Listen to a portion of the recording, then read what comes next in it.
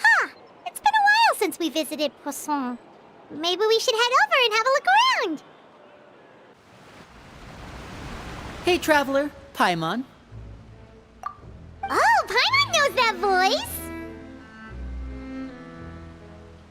Over here.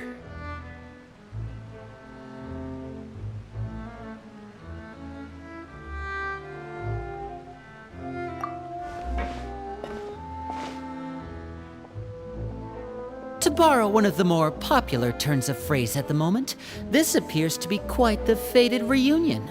Running into you two out of the blue like this has really made my day. I certainly wasn't expecting it. You can say that again. What brings you to Poisson? Wait, Paimon's got it! You must be here for one of your magic shows, right? Actually, we've run into a bit of trouble on the home front, so Father arranged for us to stay in Poisson for the time being. Oh, are Lynette and Fremine here too? Yep, along with most of the other members of the House of the Hearth. You may have noticed Poisson seems a bit more crowded than usual. So you're saying nearly the entire organization has moved to Poisson? Sounds like you've run into way more than just a bit of trouble. What's really going on? Well... Since the two of you are so curious, perhaps I can fill in the gaps. You scared Paimon half to death! Father, you're here. You know... On second thought, maybe we don't need to know? It's all probably super confidential House of the Hearth stuff, right? We totally weren't trying to pry or anything. No need to be nervous. I could sense your genuine concern from your conversation just now. Of course, I can also understand your confusion. Sending so many Fatui here to Poisson, it's only natural that some might suspect an ulterior motive to be involved.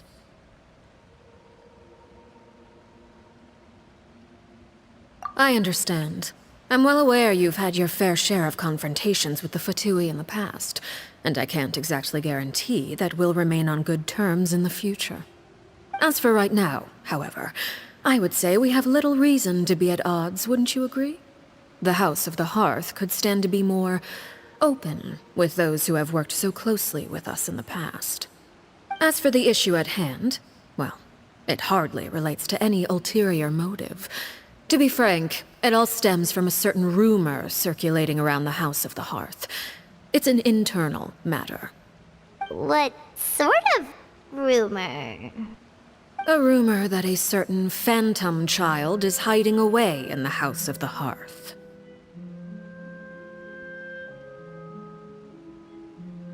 A phantom child?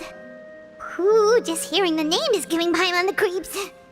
A spirit that should have long ceased to exist is lurking in the shadows of the House of the Hearth.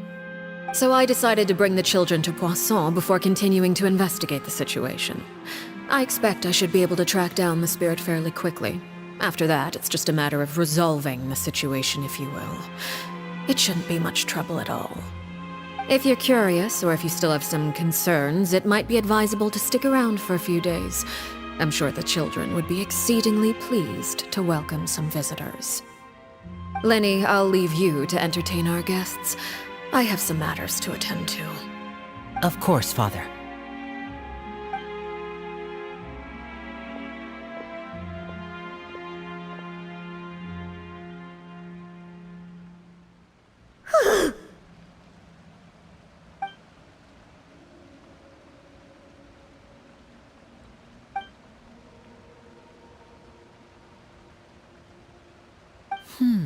It has long been a dream of mine to invite you to our home and introduce you to my other siblings. You're quite well known in the organization already. A lot of people have been talking about you, especially after everything with the prophecy. If you're willing, why don't you stay a while and have a little chat with us? Alright.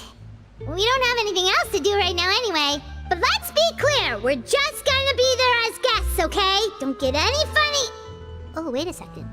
For your guests, that probably means we'll be treated to lots of yummy food, right? Of course.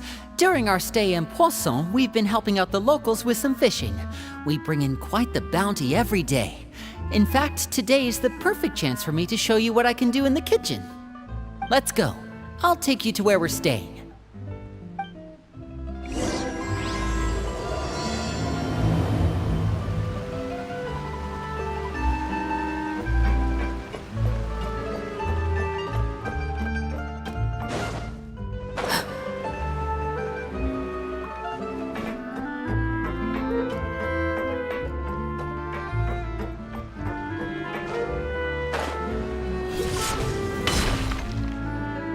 We rented this house from one of the locals to use as a temporary base. I'll come back later and tidy up a bit. After that, it should be all ready for you to stay in tonight. Awesome, thanks! So, where are we off to now? Well, when I happened to run into you two earlier, I was actually in the middle of distributing some supplies. With this many people staying in Poisson, we have to bring in outside supplies every now and then. I should probably make sure the rest of these provisions get delivered. Otherwise, people might start to get antsy.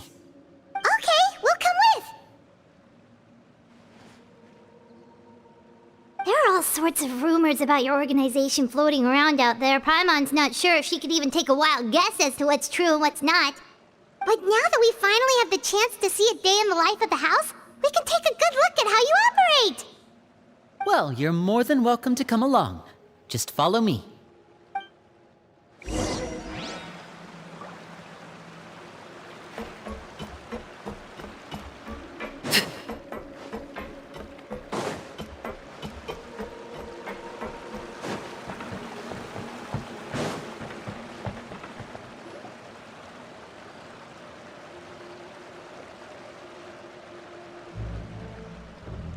Linny! We're finally here. The supplies. I'm assuming you've... Brought them with me? Yep, here you go. Hello? Something caught your eye? It's the Traveler and Paimon! No way! Come here, everyone! Hurry! The Traveler and Paimon are here!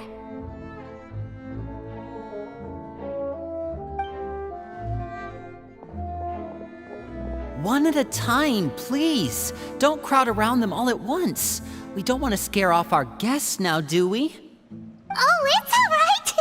Gotta say, Paimon didn't realize we were this famous. Of course! Father and Linny have told us so much about you. Father told us about how you helped Linny. According to her, you're a trustworthy friend. And as far as she's concerned, that's pretty much the highest compliment we've ever heard her give. As you can imagine, everyone's been very curious about you. I heard the Traveler is so strong that she can move a mountain with her bare hands. I heard Paimon eats so much that she can clean out the entire pantry at Hotel Tabor in just 3 days!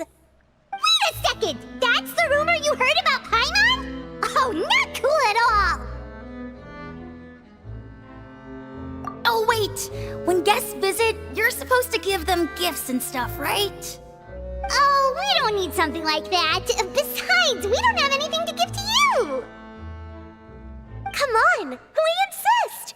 I can give you some of my new potions. Just pick your poison. And by that, I mean medicine or actual poison. I've got both. Huh? Or maybe Shaplo can teach you guys about stealth! He's super good at it! He's never been caught. Ah, now that's not a bad idea. I know you usually prefer to fight head-on, but it never hurts to expand your bag of tricks, right? When it comes to eliminating your enemies, staying quiet can go a long way. Trust me, I would know. I was poisoned not too long ago, and I'm still dealing with the after effects. So I'm not quite as good as I was before, but I could still give you some pointers. Wait, when you said gifts, Paimon didn't think you meant poison and stealth tactics. But those are the best things we can give you. You don't like them? Ooh, how about this? Tell me the name of someone who really annoys you, and we'll teach him a lesson for you. All right, Fold, Selwar. I think that's enough suggestions for now. When it comes to being a good host, it's the thought that counts. You don't need a physical gift to make our guests happy. In fact, pestering them with suggestion after suggestion might make them more annoyed than anything. I would say your enthusiasm has certainly gotten across. Really?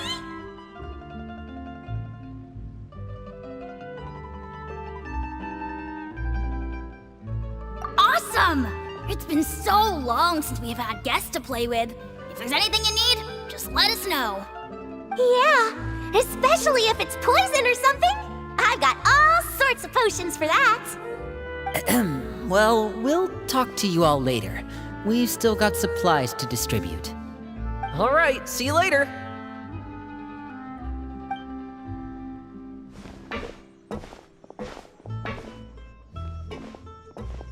Bye!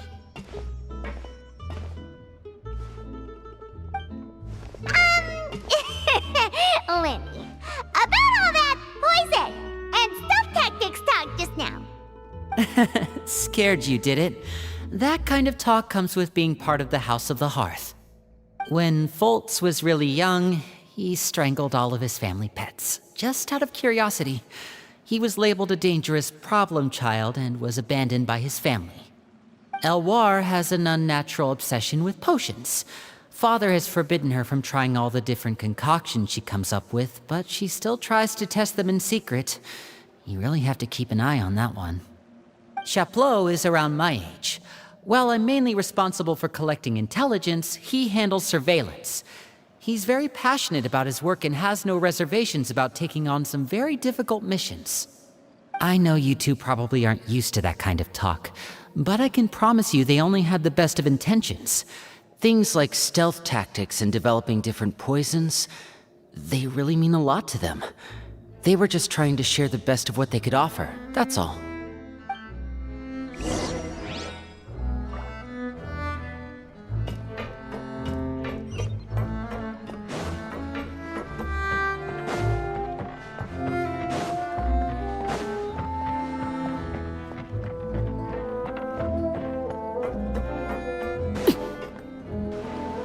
Filial, supplies are here. Thanks. And who are these two? Outsiders? Allow me to introduce you. This is the Traveler and Paimon. Oh, you're the famous duo I've been hearing so much about. It's nice to meet you. I heard you've traveled to all sorts of places. Is that true? Of course! We're making our way all across to that! Oh, good for you. You must be pretty familiar with Fontaine by now, then. Have you seen the new opera that started running recently? I think it's called... The 4,000 Thieves? Oh, this is the first we've heard of it. It seems like it's going to be fantastic. From what I've been able to tell from the posters, anyway. You should definitely check it out if you have the time. Oh, and there's The Blind Maiden, too. That one is supposed to have audience interaction.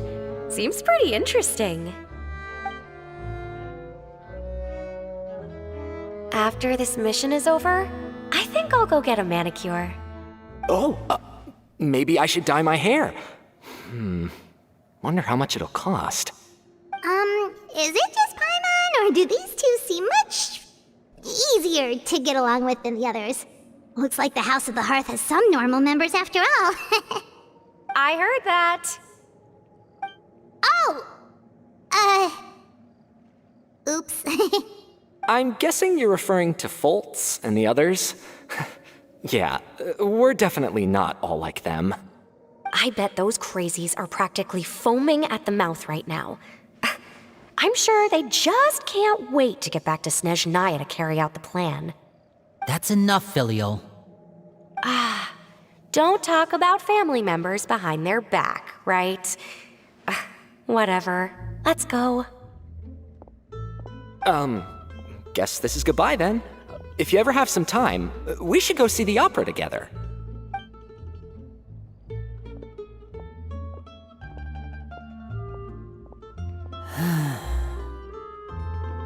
Well, that's it for the supplies. we should probably head back as well.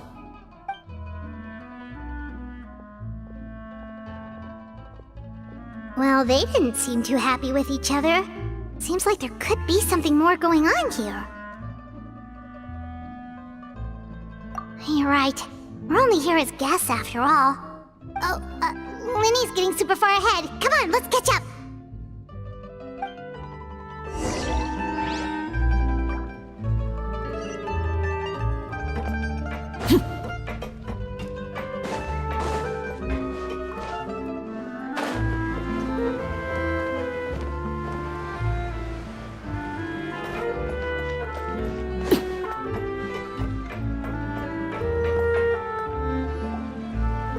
So, what do you think of the members you've met so far?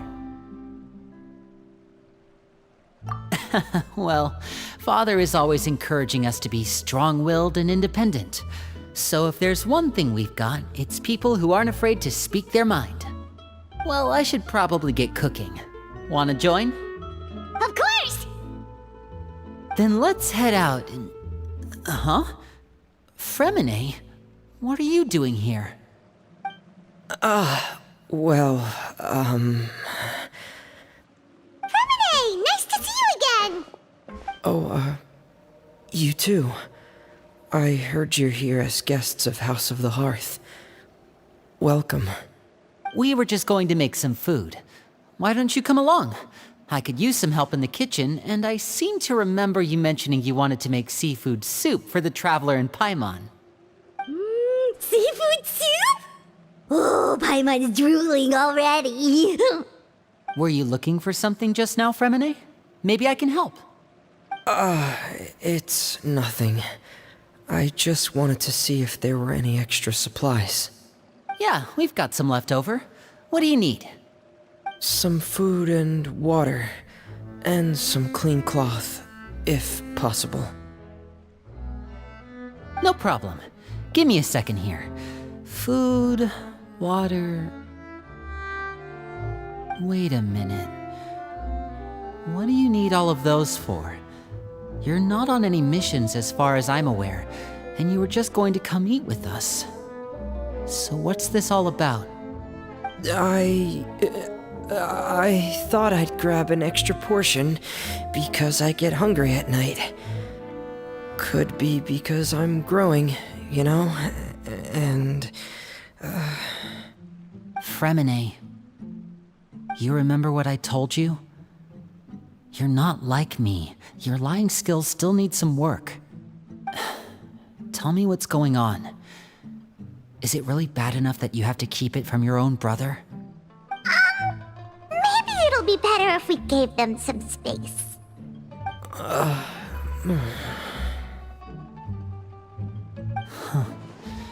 This is the first time I've seen that kind of look on your face. Whatever happened, does it have something to do with Father?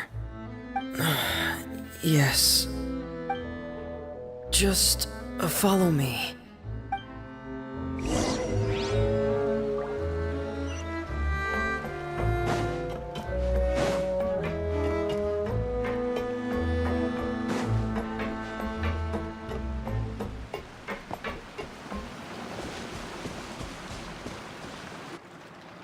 You're back! Oh, and you've brought some friends with you this time. Hello, my name's Linny. I grew up in the House of the Hearth. And you are? Hi, Linny. I'm also a child of the House of the Hearth, just like you. You can call me Clairvy. Clairvy? It's nice to meet you. Does that name ring any bells, Linny? No, not at all. That's not a name we have on our roster, I'm sure of it. What I'm not sure of, though, is how she managed to sneak in. She must be the phantom child Father's been searching for. From the looks of it, I'm guessing you were the one that found her, Fremine. You, haven't told Father, have you? No, I haven't told anyone. I've just been keeping her hidden. For how long? About half a month now. So ever since we got to Poisson then, do you have any idea what you're doing? I know what I'm doing. Really? Because from where I'm standing, it looks like you're hiding the very person Father has been trying to find. If Father finds out about this, everyone involved is going to be punished. You know the rules of the House, Fremine. I know you do. Father doesn't tolerate any form of betrayal. So why are you doing this? I've thought it through. And I just can't hand her over like that. Linny, don't you remember last year? Chaplot nearly died after getting poisoned during that one mission. He wasn't able to get back before the poison started taking effect, and not a single person was there to help him. That night, while I was sleeping, I heard a voice telling me to go save him. I opened my eyes, but I couldn't find the source of the voice. I thought maybe I was just hearing things, but I went to look for him anyway. Luckily, I got there with enough time to save his life. That feeling of being haunted, of hearing voices, it's happened many times in the House of the Hearth. I'm sure you've noticed. So what you're saying is, that was her? She was the one who spoke to you that night? Unless there are other spirits roaming around the House of the Hearth, I don't think there's any other possibility. If Clairvy were our enemy, it wouldn't matter whether she was a spirit or an actual child.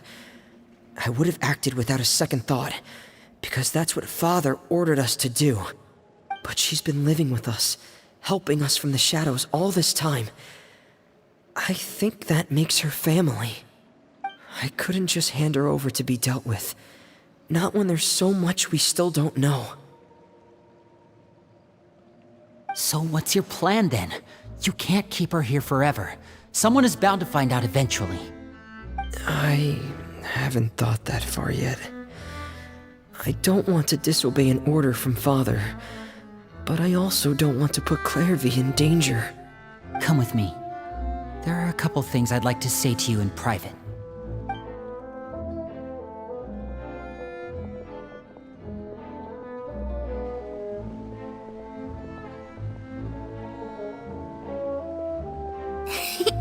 Those two sure care a lot about each other.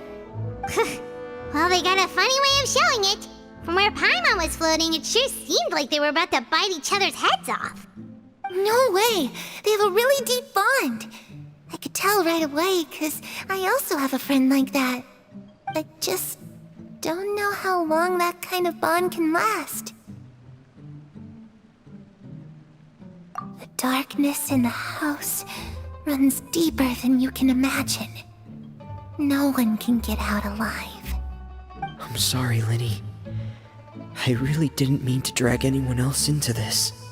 Oh really? You didn't mean to? 'Cause I for one wish you did. Huh?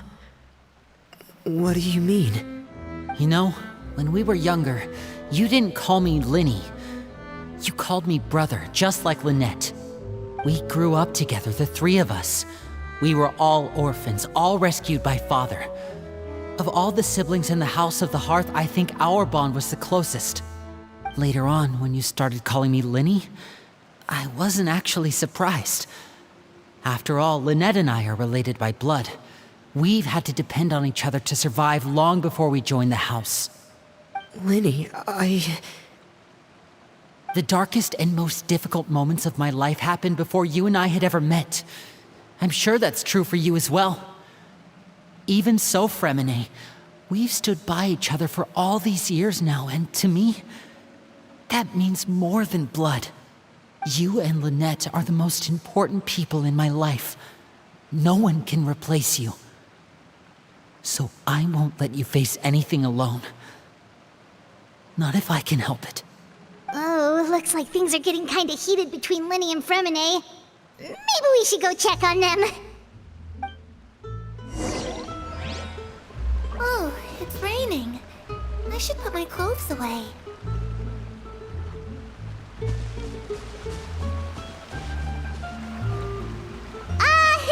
Hey, you two!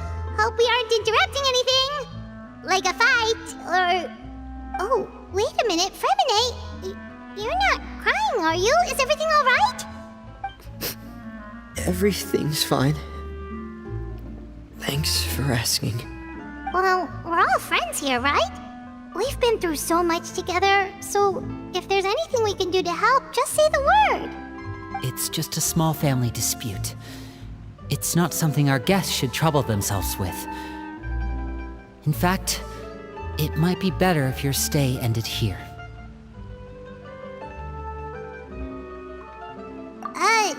What are you getting at, Traveler? When guests are around, families are often on their best behavior. And any disputes are less likely to escalate. That's what you're trying to say, isn't it? I just... Thank you. I was really hoping to keep you out of it.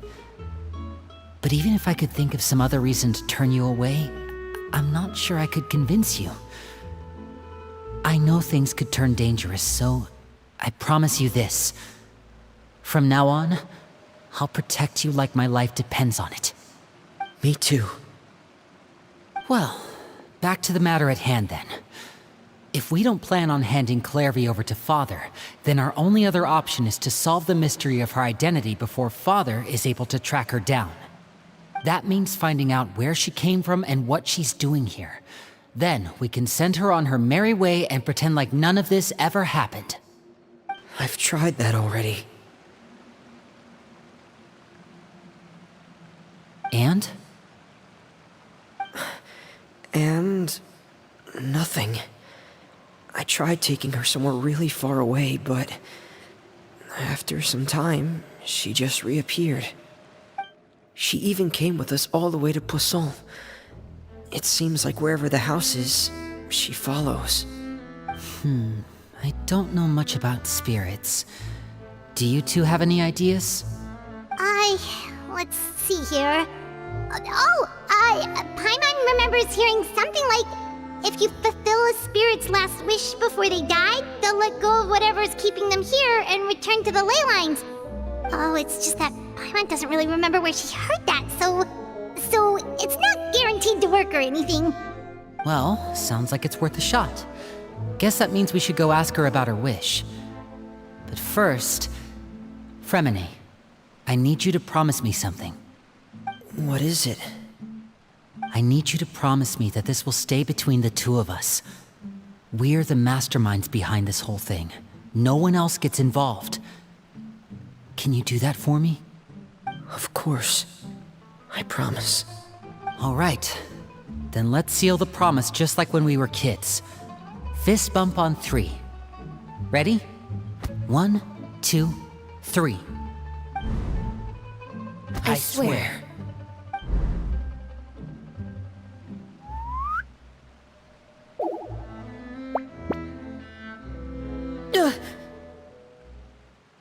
Whoa! Lynette! But what a surprise! What brings you here, dear sister? And, when exactly did you get here?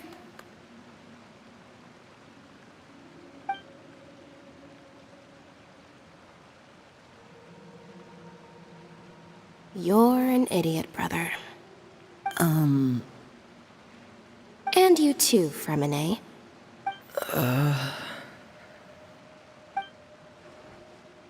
You 3, Traveler. And you 4, Paimon.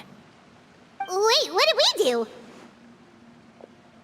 I've seen Clairvy around the House of the Hearth before.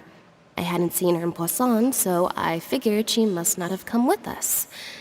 But it turns out, you were just hiding her. I heard you talking about your plan. Rather than steering clear of the situation, I'd rather fully join in.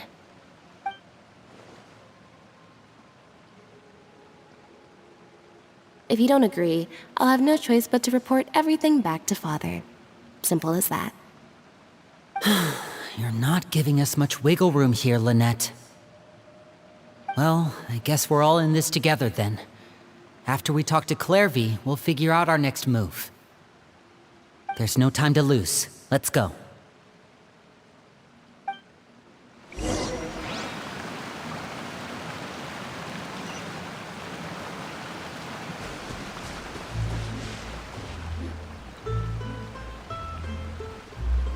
I'm full.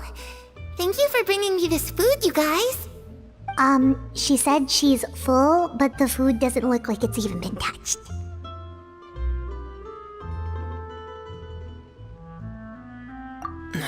That's right. Based on what I've been able to observe, it doesn't seem like Clairvy can interact with the physical world at all. Still, when she's presented with food, she'll always linger around it for a good little while. Maybe, in her mind, she really is eating those things.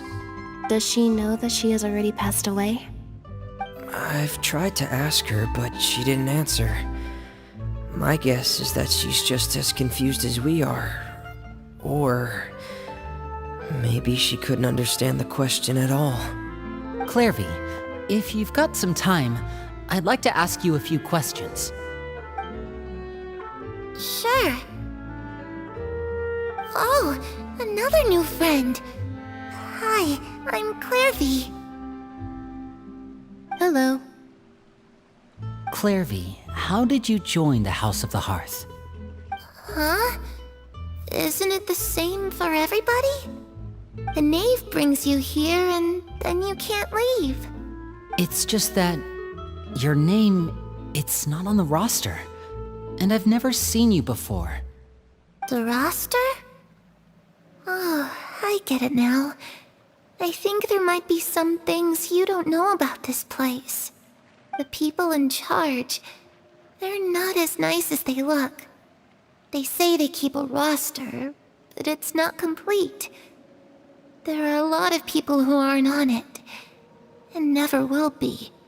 In this house, some people are family, and other people are just test subjects. Those kinds of people aren't ever going to get a place on the roster, unless it's the roster of people who've been executed. Wait, does that mean the knave... She... Is there anyone that can vouch for you? Perry, she's my best friend. She's the only one I trust in this place. Have either of you heard of that name before? No. Me neither. Clairvy, Perry. Neither of those names are on the roster. But it seems like she's telling the truth. Either that, or this kid's already got a bag of tricks bigger than mine. Maybe we should try a different approach. Clairvy, do you have a wish? A wish? It can be anything you want. Just imagine. It's your birthday, you're blowing out the candles, and your wish is...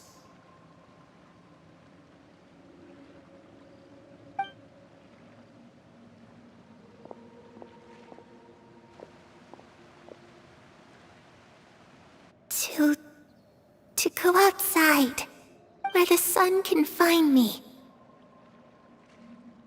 That's... it? Well, that sounds easy enough.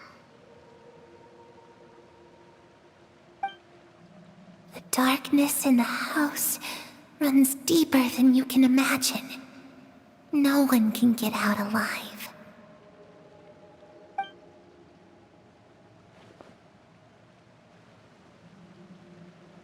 Okay, time to divide and conquer.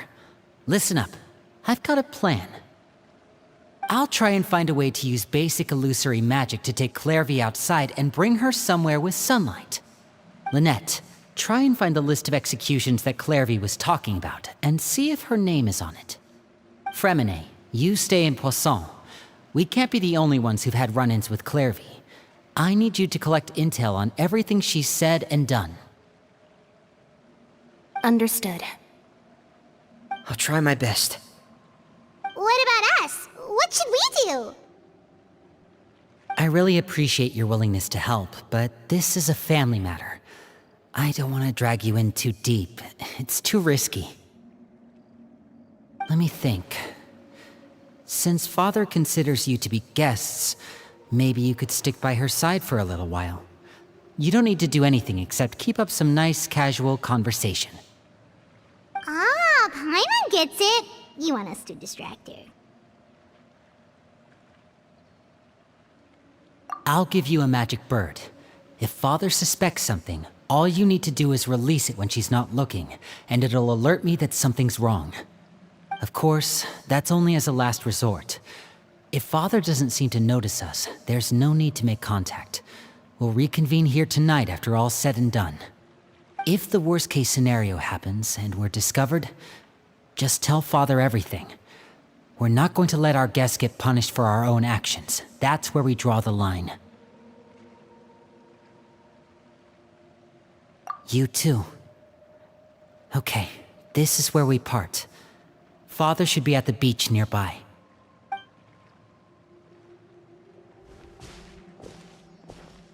I really hope this goes well. No, it has to go well. That's the only way this can get resolved.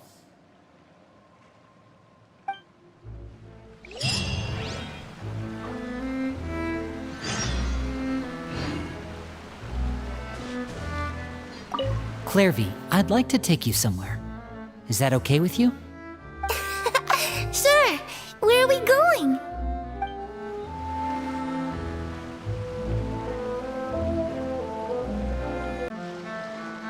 It's the Knave and Child. Hey, aren't you supposed to be in Snezhnaya recuperating? What are you still doing in Fontaine? Oh, it's you two. I didn't expect to run into you here. I was unconscious for quite a while after the fight in the Primordial Sea. After I woke up, I realized I was being taken back to Snezhnaya, and well, I couldn't have that now, could I? Not when I've still got unfinished business here in Fontaine. So, I mustered up all my strength and made the journey back on my own. What sort of unfinished business are we talking here? It has to do with Skirk, my master. I really wanted to meet up with her, but by the time I got back, she had already left. I still have so many questions for her. Without any other leads, all I could do was ask the Knave to help me track her down. She must have left behind some traces from her time in Fontaine. Oh, okay, so have you found any clues? Unfortunately, no. While the House of the Hearth is adept at collecting all manner of intelligence, certain existences can still manage to escape our purview.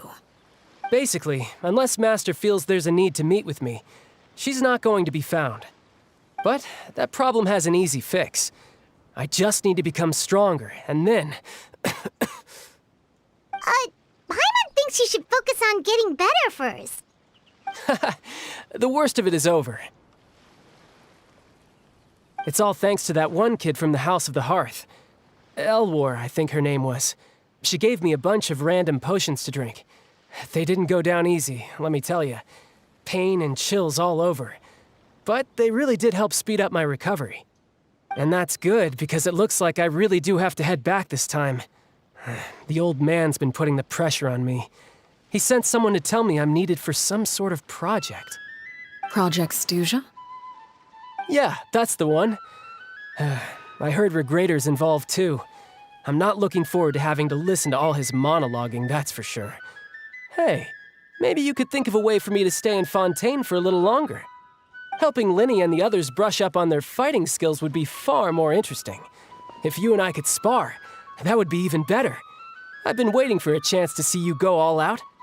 And what a sweet little daydream that is. But I also have a role to play in all this. I'll be leaving Fontaine shortly as well. Besides, considering how little they see fit to step outside the homeland, being called on to return to Snezhnaya by such illustrious dignitaries, what a great honor. Wouldn't you agree? One I could do without, I'd say. Is it just Paimon? Or does it kind of seem like they're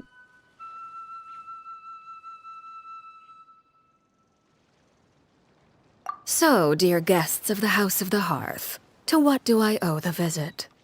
Well, we just, Right! We're super close to Linny and the others, but we still don't know much about you! Is that so? Introductions have already been made, have they not? Oh, well, you see? There's only so much you can learn about someone from a short introduction. At least tell us something a little extra, like, why do you call yourself father? Huh, good question. I'd also like to know. The fact that you have to ask tells me our intelligence work has been quite successful. Telling you the answer to that question would only serve to undermine that success. And we can't have that, now can we? Spoken like a true diplomat. That was some expert sidestepping right there. Well, if there's nothing else, I think I'll take my leave. I still have a small matter to resolve at home. Wait, don't go!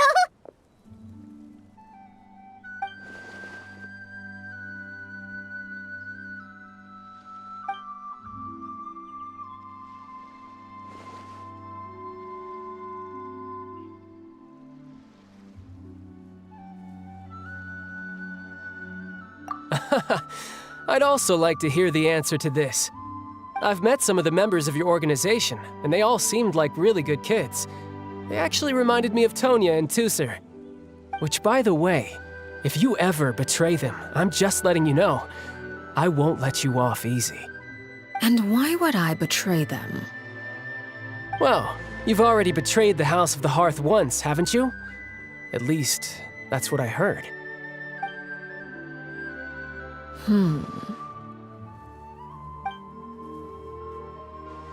Okay, I admit.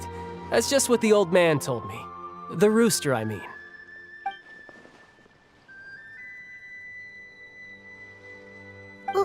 Wait, did you really do something bad to those kids? Never mind what I've done. I'm more curious as to what the mighty rooster had to say. Care to enlighten me? Ah, well, nothing much. Just some stuff about you taking out many other members of the House of the Hearth, and even going so far to attack your own family. I see. Oh, based on your reaction, I'm guessing it's all a bunch of lies. Hardly. I don't appreciate his particular turns of phrase, but I suppose he didn't say anything untrue. Although, it would be more accurate to say that there is a certain level of prejudice involved, but I don't intend to clear that up just yet. Prejudice has a funny way of concealing the real truth behind certain things, an attribute that I find to be quite advantageous. Call yourself a Fontainian, for example, and people will assume all sorts of things, when the real truth is that this is simply the land where I was raised. Huh? You're not actually from Fontaine? But then why did you try to help out with the prophecy and everything? I was trying to protect the children born in Fontaine. Claiming that I myself was a Fontainian simply made it easier to operate. People would hardly suspect a fellow Fontainian of having any ulterior motives. Who wouldn't want to save their homeland after all? The primordial sea wouldn't have any effect on me, but it would have caused great harm to the House of the Hearth. Well, you wanted extra information, didn't you? There you go. I hope that satisfied your curiosity.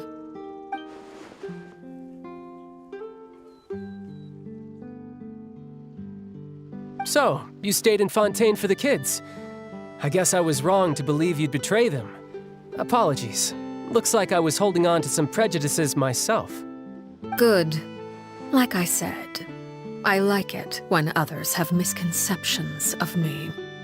Actually, while I was recuperating at the House of the Hearth, there was something else that really caught my attention. I heard that members always resolve disputes and arguments with a friendly spar, and the loser has to back down. Seems pretty cool if you ask me.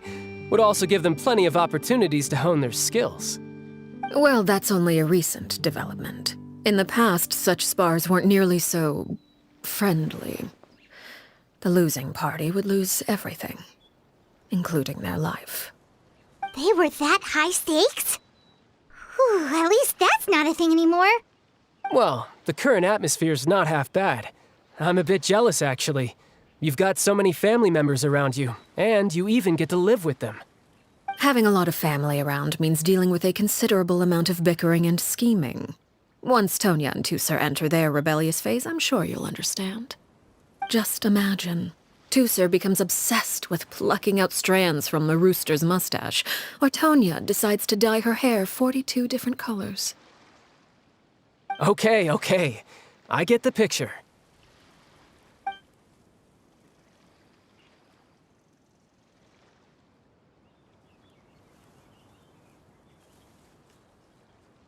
Well, would you look at the time? I should probably get going. Traveler, Paimon, I'm not sure where our paths will cross next, but the next time we run into each other, we should definitely try and find some time to spar. Again, maybe this is a conversation we can have when you look less like you're gonna kill over. All right. Well, thanks for everything, Arlecchino. No thanks necessary. You also played a part in obtaining the Gnosis. I would say we can call ourselves even. I like the sound of that. Well, I'm off. See you all some other time. We should probably get going too. Do you want to head back with us? Oh? You want me to leave so soon? Oh, well, you see, I'm rather enjoying the evening breeze. If you don't mind, I think I'll stick around for a bit. I have some things to think about. Apologies for not attending to you like a proper host. Please forgive this slight. I do hope you'll have a pleasant stay. We managed to keep her distracted until nightfall. Good thing Child was there to keep the conversation going. You don't think she suspected anything, do you? Oh, I wonder if Liddy ran into any issues. Let's hurry back and see how everything went. Oh? You decided to stay a little longer? Let's take in the ocean view together, then.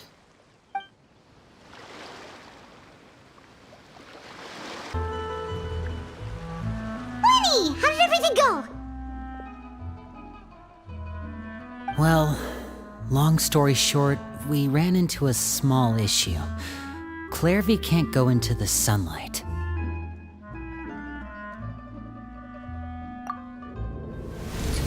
Everything was fine at first. She followed me up to the surface just like I told her.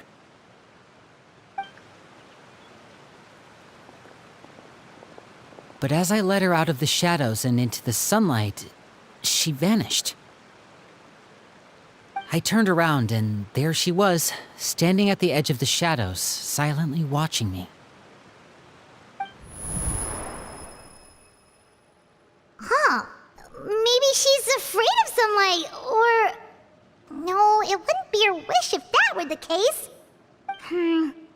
Well, we could always try pushing her into it.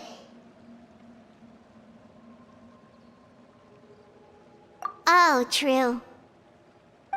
I've pretty much tried it all already. Nothing worked. Eventually, the sun went down, so all I could do was bring her back here. How did it go with you, Lynette? Good. I've got the list. It's right here. Really? Well, what are we waiting for? Let's take a look!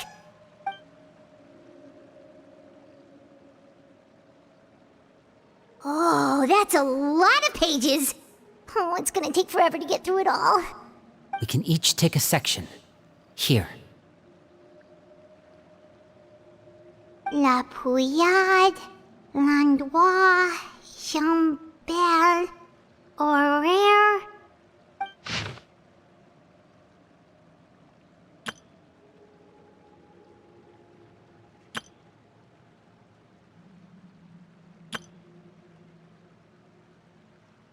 Oh, yikes.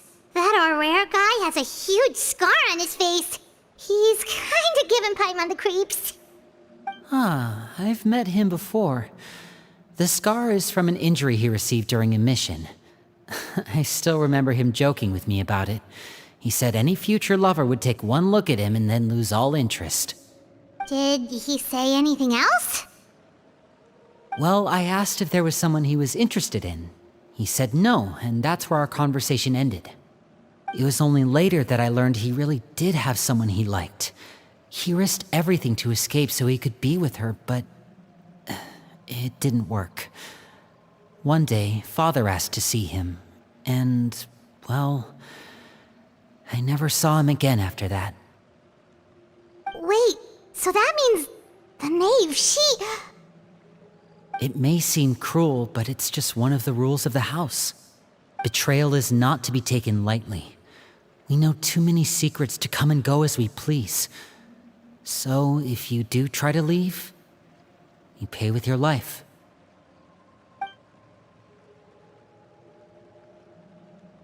Her name's not here, huh?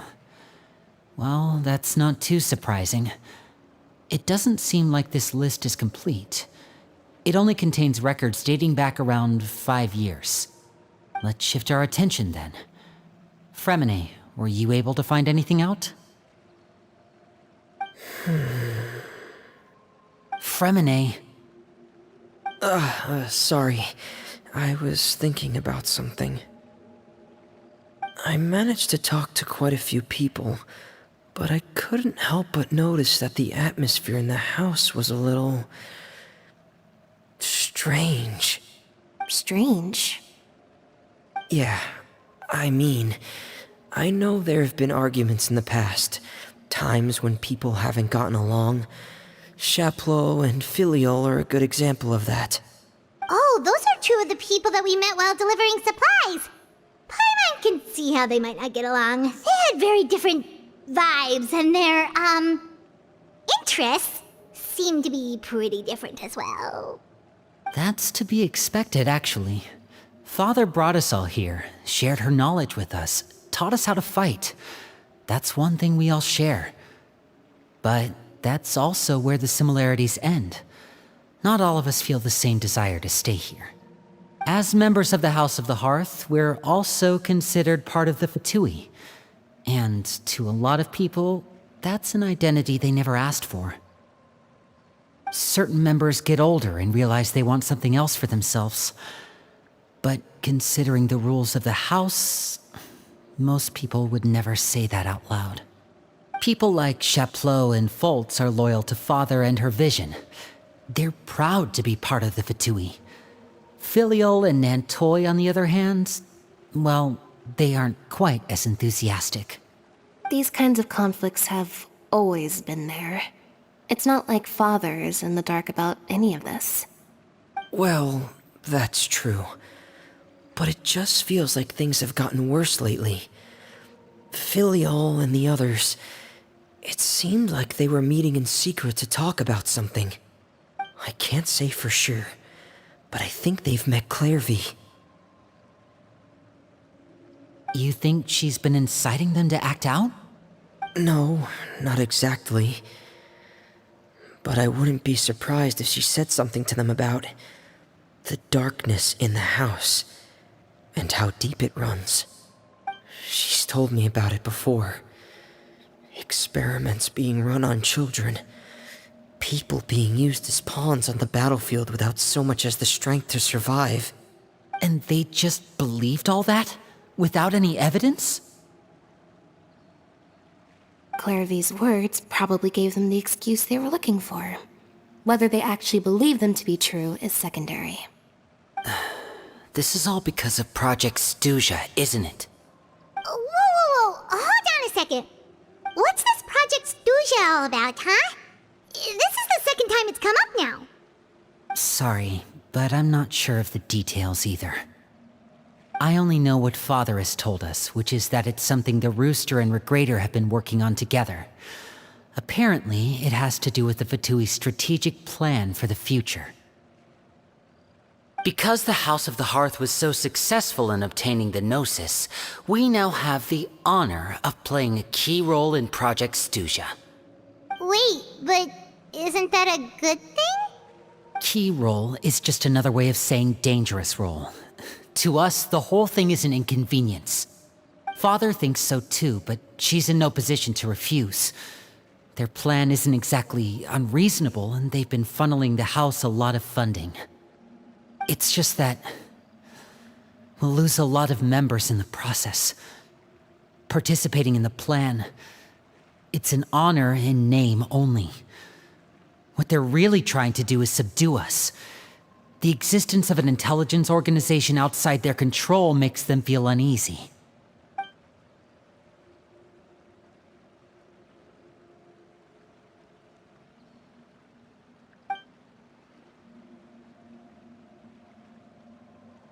Okay, super complicated top secret Fatui business aside, what does all of this have to do with the conflicts you were talking about earlier? Paimon doesn't get the connection.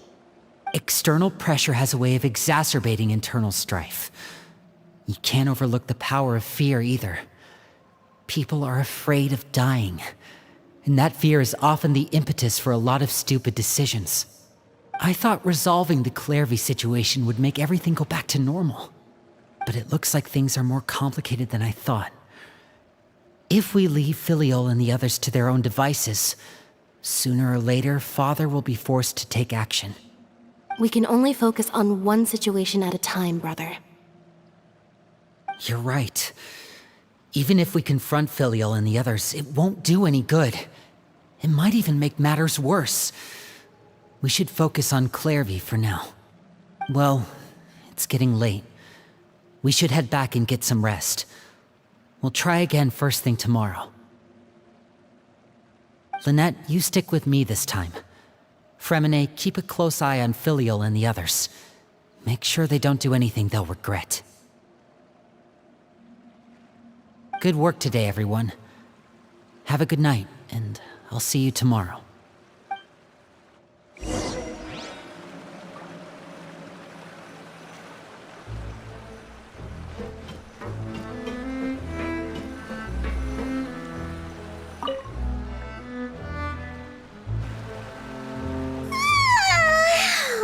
Paimon was looking forward to an early night, but she can't sleep at all.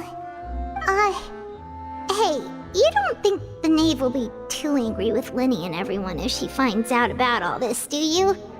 She's even scary when she smiles. If she were to actually get angry... Ooh, you have to protect Paimon if that happens, okay, Traveler?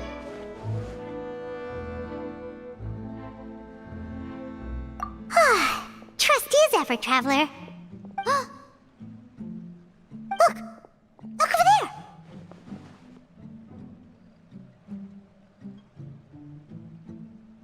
Quick! Let's catch up with her before anyone sees!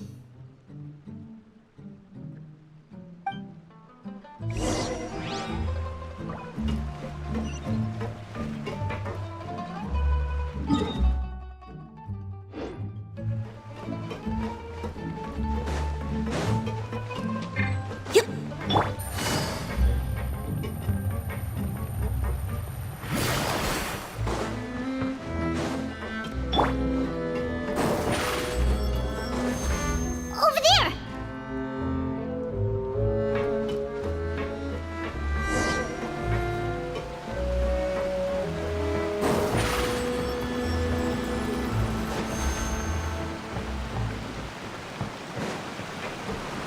Oh, where is she going? Oh, if someone sees her, we're toast! Over here!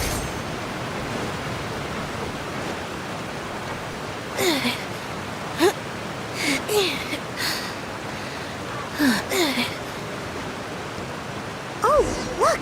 She stopped!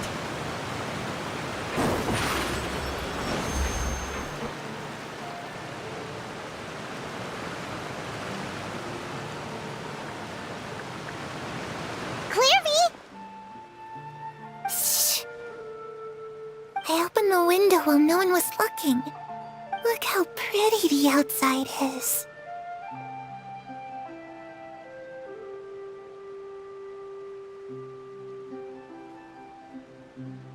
If only I could have more than this. You probably think I'm being silly, huh? all this hopeless resisting. It's better to dream of what I could have than try to make it a reality, right? Please, help us get on the same page here, Clary. We need you to tell us what you know. Can you do that? Sure. Although, after you hear all this, I think you might regret that decision. Everyone in this family is nothing more than a tool, something to be used and exploited. We're all expendable, including me. As long as you're useful, you get to stick around. Lose your value, and you're handed over to the doctor, experimented on, and given a fate worse than death. I've seen it happen again and again, and I've had enough. You're saying the knave did all that? It's just, that doesn't seem like something she would do. She's scary and all, but it seems like even she has lines she wouldn't cross. I knew you wouldn't believe me. Everyone thinks she's a good person. They all think of her like a real mother. Mother? But she doesn't deserve that title. She's disgraced it and tarnished it. And if I had things my way, I'd never see her again. If only Perry were here, she'd understand. Perry. There's that name again. Also, Paimon's getting a strange feeling. It almost feels like she's not really here with us. Paimon can't tell if she's actually talking to us or if she's mistaken us for someone else.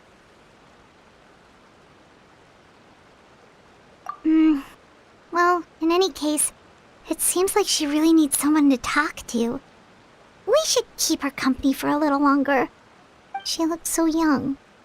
But it seems like she's been through a lot. It's getting windy. I should close the window. Ooh, look at the moon. Isn't it pretty?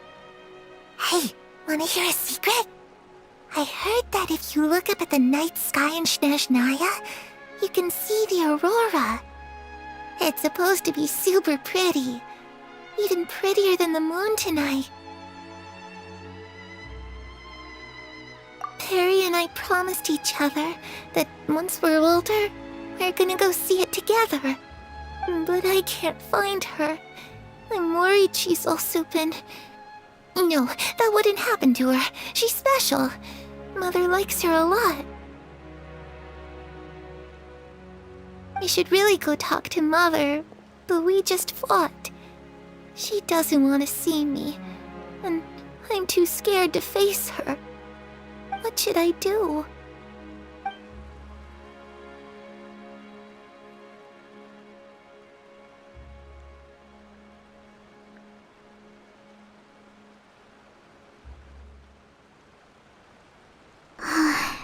Paimon really doesn't understand what's going on with her.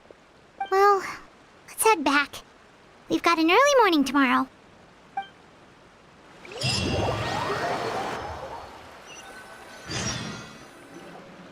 All right, looks like we're all here. Let's go ahead with the plan. Oh? What is it?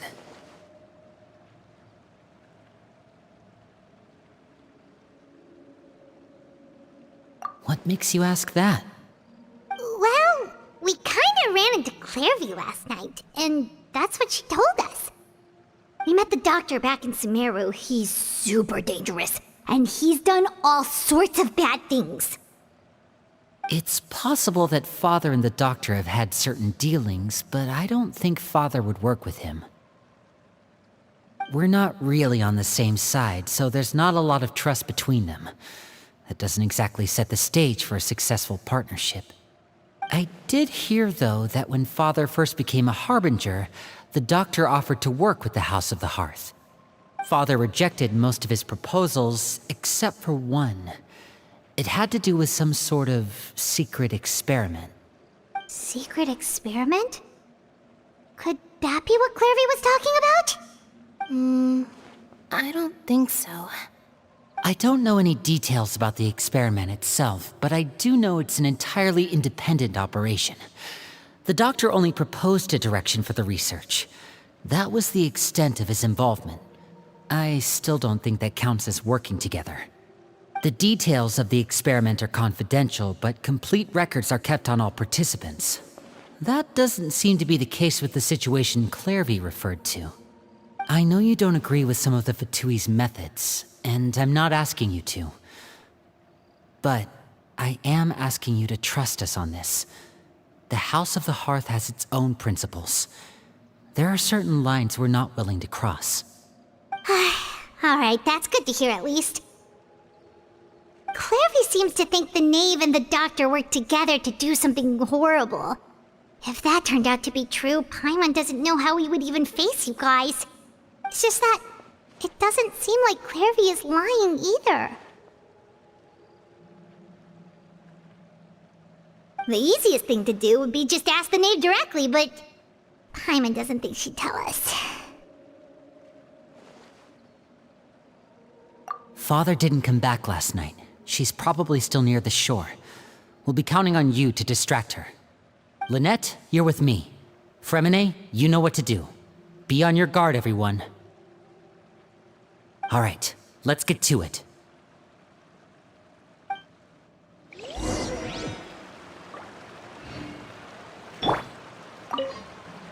Where are we going today? Let's try somewhere further away this time.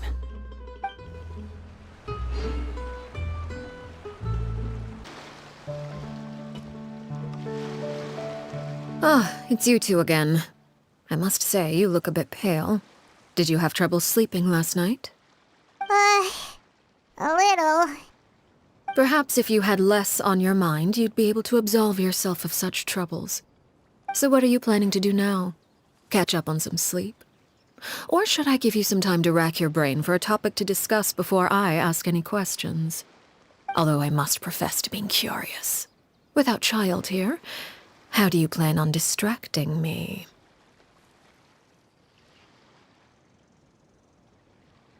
Us? Distract you?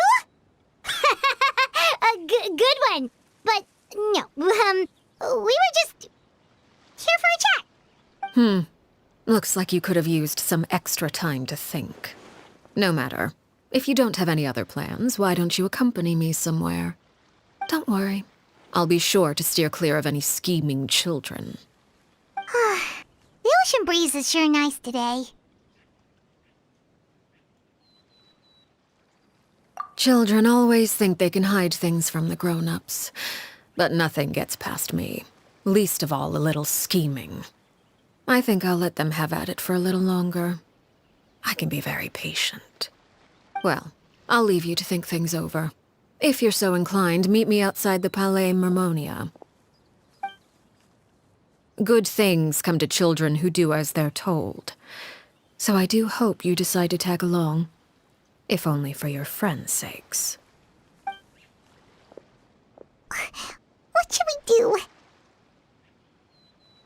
She clearly knows about everything we've been doing, and Paimon doesn't think it'd be a stretch to say she was threatening us just now.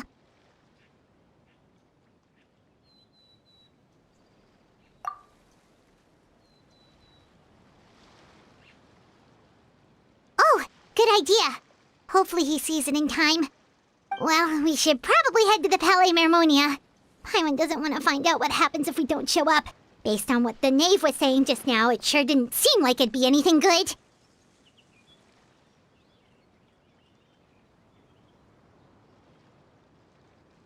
Okay, then we probably shouldn't keep her waiting. It seems like Lynn and the others are on thin ice, so let's do our best to not get them in any more trouble. Seeing as we still have some time before my meeting, we might as well enjoy some pleasant conversation while we wait. I'm glad to see you get along with my children. Being surrounded by good companions is necessary for a child's development.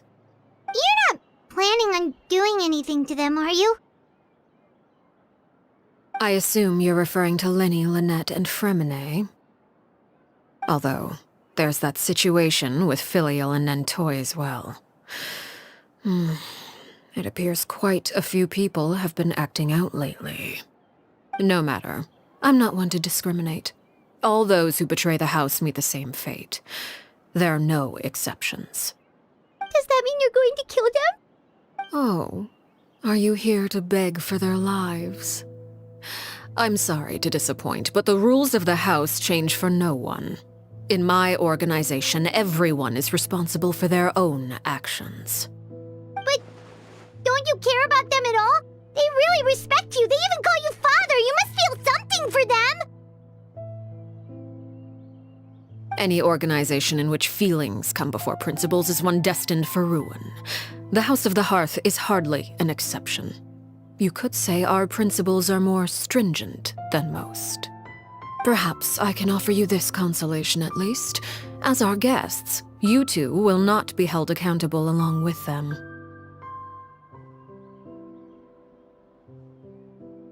I would imagine Linny, Lynette, and Fremine will be able to keep their lives.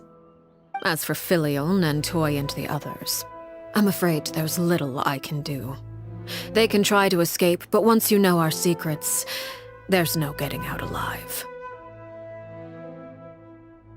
But that's awful. Ah, you seem concerned. Out of consideration for my guests, I suppose I could turn a blind eye for a little longer. If Linny and the others manage to dispose of Clairvy in the meantime, all evidence of their wrongdoing will be lost. In that case, I could hardly punish them for something I couldn't prove. If their efforts are unsuccessful, on the other hand, all will be held accountable, and the punishment will be severe.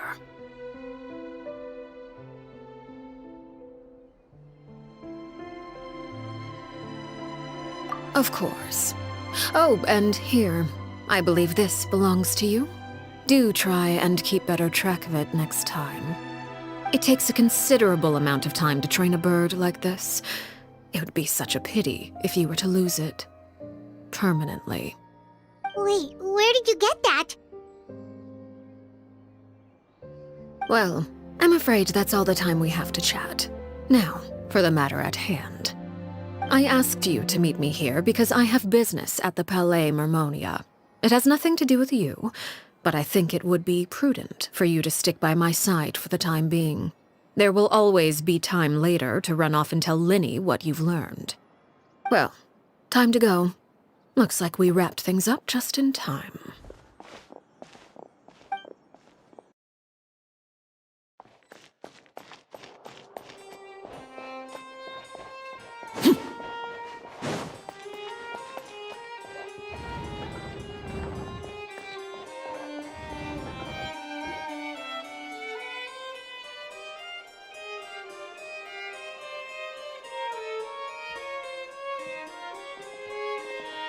It's been a while, Monsieur Neuvillette. I must say, I wasn't expecting my meeting request to be approved quite so quickly. The Palais Mermonia operates with an efficiency worthy of admiration. It is only right that an esteemed diplomat such as yourself should be afforded the proper level of respect. Although, if I may speak plainly, I must confess that I did not anticipate we would have the occasion to meet again after presenting you with the Gnosis. I see you've brought the Traveler and Paimon with you as well. If I may inquire as to the purpose of your visit. I'll be departing Fontaine shortly. There is, however, an outstanding matter that I would like to see resolved before I go. It requires a rather lengthy explanation, I'm afraid. So I took the liberty of explaining everything in this proposal. Please review it at your leisure, Monsieur Neuvillette.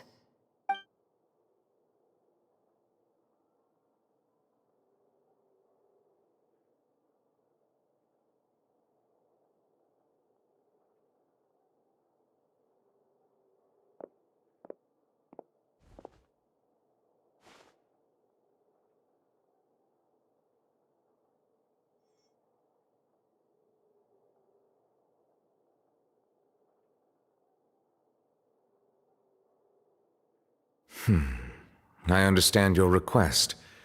However, at the risk of causing offense, I must admit that I fail to see why you would wish for such a thing.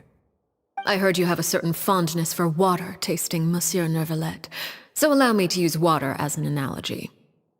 A family is like a large body of water with countless rivers flowing in and out. As someone who watches over this system, I would hope that each river that flows from the source will eventually reach the ocean. Of course, objectively speaking, I know this is impossible. Most of the rivers will dry up along the way, disappearing into the ground and leaving nothing but a barren riverbed behind. Not all rivers are destined to reach the ocean, but I would not see their existence rendered meaningless. I believe the water that flows within them is simply meant for a different destination, like a field in need of irrigation. Or perhaps the glass of a certain water-tasting enthusiast. Did you get any of that, Traveler? Your words paint an optimistic picture indeed. Allow me to remind you, however, few among us are willing to sip from a glass filled with tainted water. It may have been tainted at one point in time, but not to worry. I'll make sure it's strained of all impurities and returned to its cleanest form.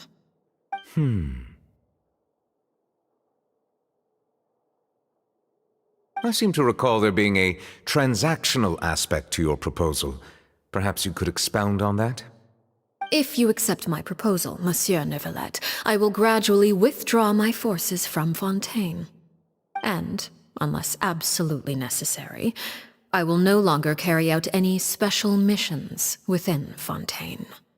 I presume I can take your words to mean that, in the future, cases similar to the Tartuffe assassination will cease to cross my desk?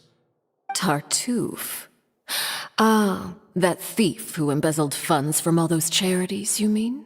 My deepest condolences to his family, but without any evidence, I cannot imagine how the House of the Hearth might have been involved in his passing. Of course, if you accept my proposal, Monsieur Neuvillette, I'm sure certain measures could be taken to reduce the frequency of such troubles. You choose your words carefully indeed. In that case, I am inclined to accept your proposal. My thanks for your generosity, Monsieur Neuvillette. Well, with that settled, we should be going now. I took the liberty of bringing along 2 bottles of spring water from Snezhnaya for you to enjoy. I do hope I get the chance to hear your impressions. Perhaps at our next meeting, yes? Indeed. I trust you would not overlook your commitment in the meantime. All right, Traveler Paimon. Time to go.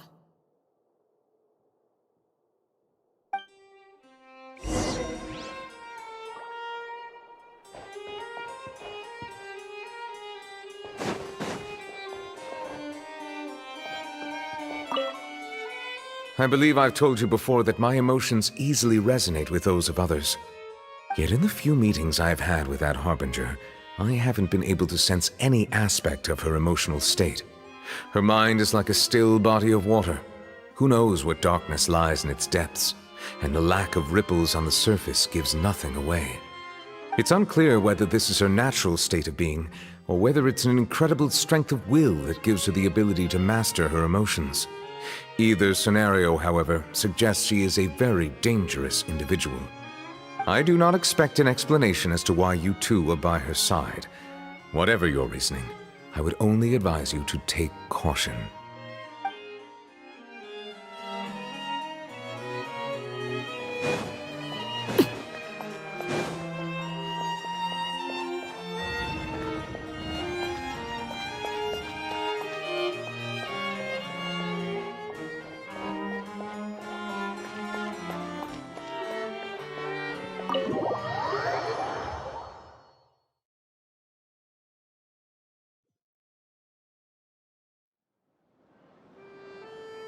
So, what exactly were you talking about back there?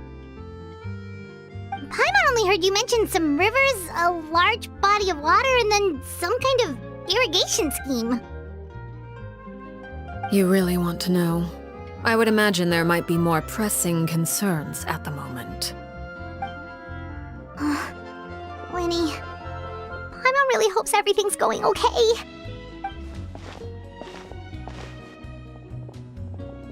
Oh, Paimon recognizes that look. You've got your thinking cap on, don't you, Traveler?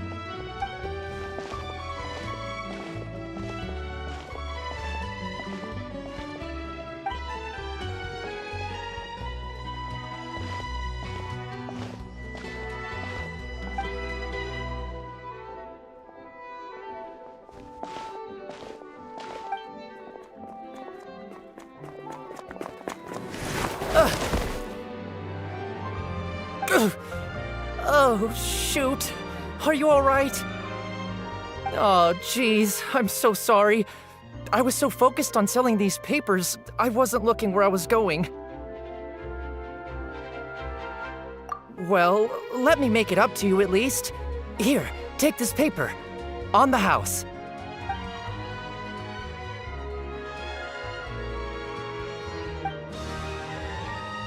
Oh, you don't have to give us anything. Please, I want to. It's not like I'm short on supply. All the extras will be useless come tomorrow anyway. It's my fault, really. I was just trying to bring home some extra mora for the family, but I bit off more than I can chew. I haven't had many takers today, so I'm still swimming in papers. What's going on here? Nothing much. I just ran into your friend here on accident. I should probably get going, actually, so... Hold on. Of course, I'm happy to compensate you with mora, it's just... I don't have any on me at the moment. I'll take 3 papers. Here. Your payment. Oh! Thank you for your patronage. May the Archons bless you with good fortune. If only I had the chance to run into such generous customers every day. I should probably just take on a smaller inventory though, right? I'm getting married soon, so sometimes it's hard to not get ahead of myself. Anyway, I should head out. Goodbye! Well, now that my affairs are settled, we should take the boat back to Poisson. We've even acquired some light reading to enjoy along the way. Actually, why don't we stick around for a little longer? Paimon just realized how hungry she is. She can't head back to Poisson on an empty stomach.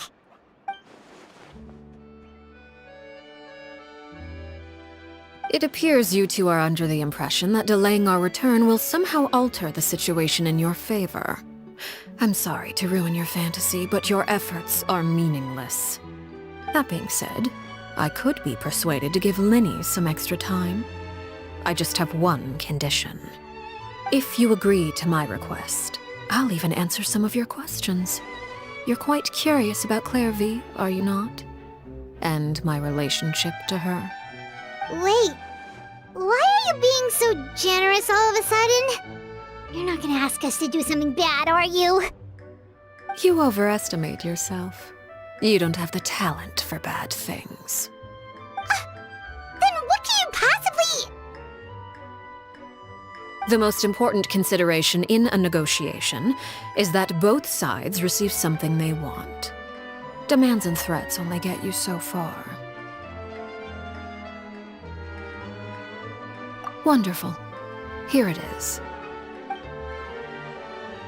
When the time comes, make the choice that you deem most appropriate in the situation, and lend your help to the House of the Hearth. Okay, sounds normal enough. But what do you mean, when the time comes? When is that supposed to be? That is for you to decide. Then we have a deal. Follow me.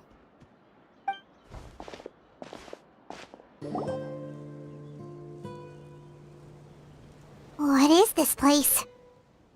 Somewhere long forgotten by everyone. It used to be a grand building. Now it's nothing more than a pile of rubble. No one comes here anymore, nor does anyone care about what once happened here. Although, this place does have something to do with the story I'm about to tell you. It was before I became a Harbinger, and before Linny and the others joined the House of the Hearth. Due to certain events, I first killed Clairvy and then her mother. And this is where it all happened. You were the one that killed Clairvy?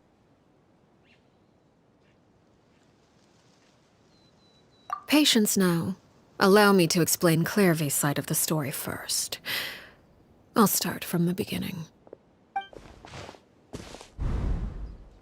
Clairvy was 6 years old when she was brought by her mother, Crucibina, to live in the House of the Hearth. From the outside, it seemed like a fairy tale. A thriving family made up of kind adults and friendly children. Crucibina was the knave at that time, and the House of the Hearth was under her control. She was Clairvy's mother by blood, but she was also the mother to all the children in the house. Clairvy was happy here, for a time. But she quickly realized that being part of this family wasn't a fairy tale at all. It was a kind of purgatory. Purgatory? Exactly. The House of the Hearth takes in war orphans from all over Tevat. But as for how to raise them, that depends entirely on the person in charge. Crucibina came up with a novel idea. She would teach the children to fight, force them to duel each other, and then crown as the king of the house the child who proved themselves most worthy of inheriting her title. It's difficult to estimate the number of children who died or were maimed in the process. There's little I can say about the ones who died. The ones that emerged with permanent injuries, on the other hand, well, they still served a purpose. They would be handed over to the doctor to be experimented on, or sent away on dangerous missions. Nothing more than tools to be used and then discarded. So those were the experiments Clairvy was talking about. But what actually happened to her? You said that Clairvy was Crucibina's daughter, so if Clairvy tried to convince her to stop what she was doing, Crucibina probably would have listened, right? Despite being Clairvy's mother, Crucibina cared little for her daughter. She forced Clairvy to join the House of the Hearth only as a means to demonstrate her own impartiality as a mother, to prove that she treated all her children equally. Clairvy did try to convince her mother to change her ways, but it was to no avail. After her efforts failed, the only other option was to rise up and try to fight back. Unfortunately, the other children had already been thoroughly indoctrinated into the illusion of happiness Crucibina had created. Of course, there was one exception. Someone Clairvy's age who knew the truth about the House of the Hearth. Her name was Peruere. Wait, the friend that Clairvy mentioned? Friend, huh? I suppose we can call her that for now. Clairvy was a cheerful and passionate person with a tenacious spirit.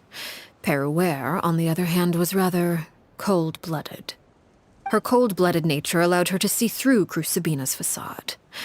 Yet, it was also this cold-bloodedness that prevented her from acting against it. At least at first. While Clairvy longed for freedom, Peruere was convinced that, amid all the fighting and violence, she would make it until the end. Despite their differences, the two became fast friends, united by their knowledge of the truth. Clairvy told Peruere that she hoped to create a real family, where no one would be killed or sacrificed. There may have been a certain naivete to her ideas, but Clairvy proved her determination many times over. She tried countless times to run away, ask for help, or expose the truth. But her efforts only earned her beating after beating. The only thing that kept her going was her strength of will. Even with her body racked with pain, she would still stand on her tiptoes and open the window at night. She and Peruere would look out at the moon together, a fierce longing for freedom shining in her eyes. But one day that light simply vanished. Oh no. What happened? Her hopelessness resulted from a culmination of things. 10 years had passed. 10 years worth of failure after failure. She and Peruere weren't children anymore, but finding any chance to escape still seemed as hopeless as ever. It was during this time that Peruere suggested a new plan. If escaping was out of the question, why not take down the very person sitting on top of this throne of lies? Mother herself. Clairvy rejected that proposal. She claimed that, as a famous harbinger, Crucibina possessed an unimaginable amount of power. Trying to kill her would have an incredibly low chance of success. Clairvy never gave another reason, but Peruere could see it written all over her face. Clairvy still thought of Crucibina as her mother. Killing her own flesh and blood was a line she couldn't bring herself to cross. If she couldn't escape and fight back, then only one option remained. Precisely. Death was the only way that she felt she could be free. It happened during a duel. When she arrived at the dueling ring that day, her partner turned out to be none other than Peruere, the very person that had stood by her side all those years. It was a fierce battle. But ultimately, Clairvy decided to let Peruere end her life. From that moment on, Peruere's journey was one written in flames. When the rain finally came and washed it all away, there she stood, the sole victor in Mother's endless game of slaughter. A trail of corpses strewn across her path to success. It was the very result she had predicted 10 years prior. Even then, she believed she would make it until the end. She wasn't surprised by the fact that she emerged as Mother's undisputed heir. Rather, her success left her with an inexplicable sense of restlessness. She was unsettled, and there was only one thing that could quell that sensation. Perhaps you two would like to take a guess as to what it was? Crucibina, you mean? But... Correct. This is the place where Peruere killed her best friend. A mere year later, this is also the place where she fought tooth and nail to kill the mother they shared. The moment she acted, any conception of what was right or wrong ceased to matter. It's one of the principles of the house. Only those who survive get to write the rules. Peruere won the battle, and became a harbinger herself. After which Her Majesty, the Tsaritsa, bestowed upon her a new name. Arlecchino. So the Perry Clairvy was talking about... It was you all along. You're Peruere. Arlecchino is just a name you got later.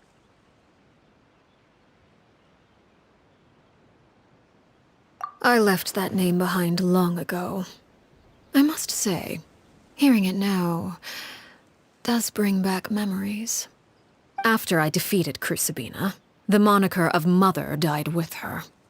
I chose to forego the title she called herself, and even chose to give up my own name. I rebuilt the House of the Hearth under a new identity. Not only as Arlecchino, but as father. And that is where the story ends. Any more questions?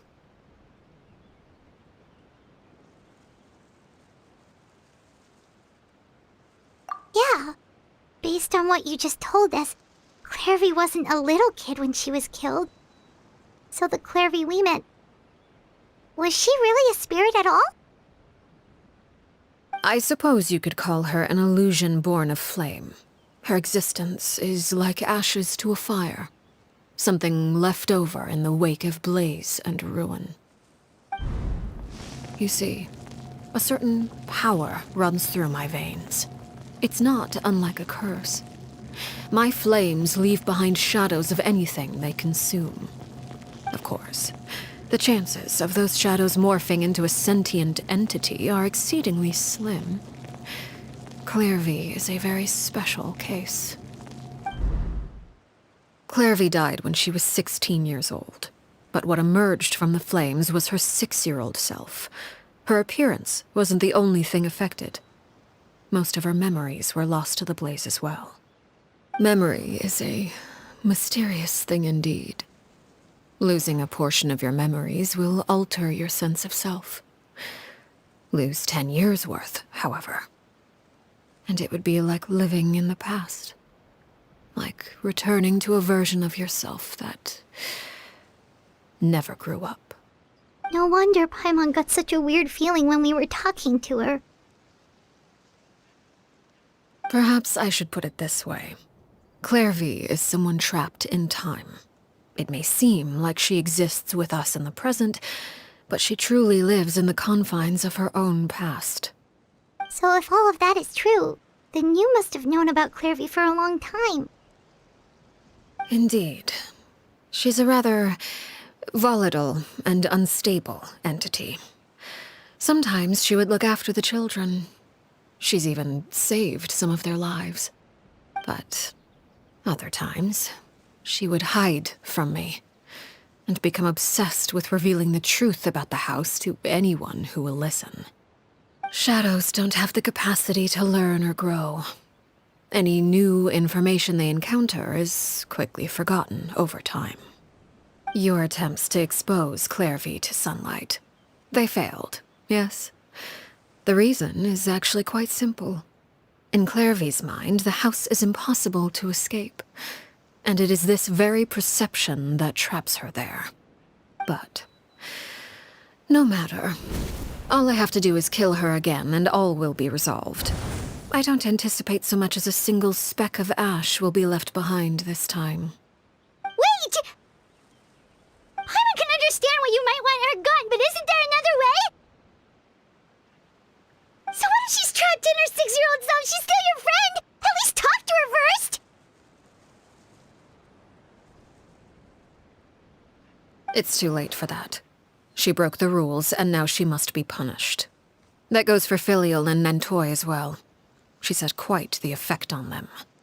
I hope you understand. The difference between Crucibina and myself lies in our formulation of the rules, not our policy for enforcing them. Upholding the rules without question is a trait we both share, because that is how a household should be run. Is this really what you want to do? Whatever could you mean? Don't you want to say a proper goodbye at least? Whether as a killer or as a father, there are two things that must be avoided at all costs: anger and sorrow. Anger makes you impulsive. Sorrow causes you to waver. Well, it appears it's about time to proceed. Before we arrived, I told some of my well-behaved children to bring our troublemakers here by nightfall. I do believe I've kept my end of the deal. I give your friends quite a bit more time. As for what happens now, we'll just have to wait and see.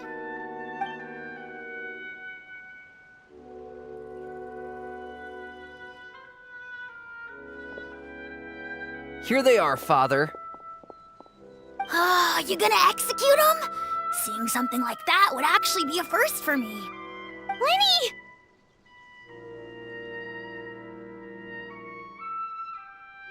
I'm sorry. I heard about how you helped buy us more time. But I still failed. I couldn't find a way to fulfill her wish. Huh? Are you... Perry? Indeed, it's been a while, Clairvy. Perry! Shh, stay right there. I'm sorry to postpone our reunion, but first I believe certain scores need settling.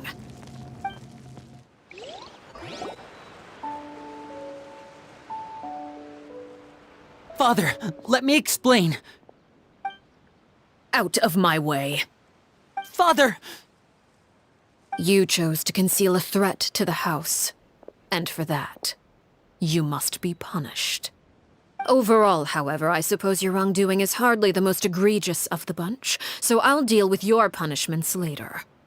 As for right now, the more pressing concerns are the traitors among us. By traitors? Do you mean us? Father, let me explain. We didn't mean to... Fultz, why don't you share what you heard? Yes, Father. Secret Midnight Meeting number 3. Participants: Filial, Nantoy, Sato, Toddy. Nantoy clearly said, "If only Father wasn't the one who took us in." Sato added, "I'm sick of this life. I just want to live as a normal person." Filial was the worst of them all. She called us crazies and said a bunch of mean things about Father. I did not! You're lying! Fultz is trying to frame us! It's not like I'm the only one who heard those things.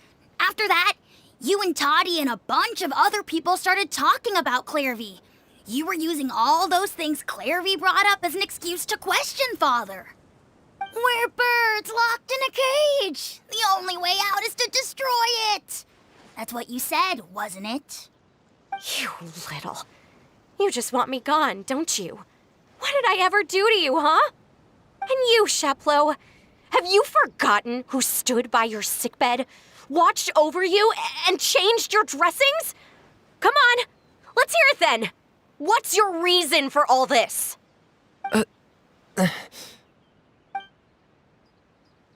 You're wrong, Filial. We don't want you to die. You're our family. Liar. You wouldn't be doing this if that were the case. So why? Why have you backed us into a corner? We all live in the House of the Hearth. You know the type of work we do, Filial. A single betrayal can cost dozens of us our lives. It's not like it's never happened before. That kind of thing is hard to forget. That's why the House of the Hearth cannot tolerate any form of betrayal. Ever since we came to Poisson, you've had 7 secret meetings. A lot of the things you talked about really crossed the line. You've been spying on us for half a month? Wait a second. Now that I think about it, the move to Poisson was just a way to make it easier to spy on us, wasn't it? Because we were all in one place. You've had this planned all along. Filial, Nantoy, I'm sorry. I owe you both my life. I owe Clairvy too. If it weren't for all your help after I got poisoned, I wouldn't be standing here today. If this were any other situation, I would do anything to repay that kindness, even if it cost me my life. But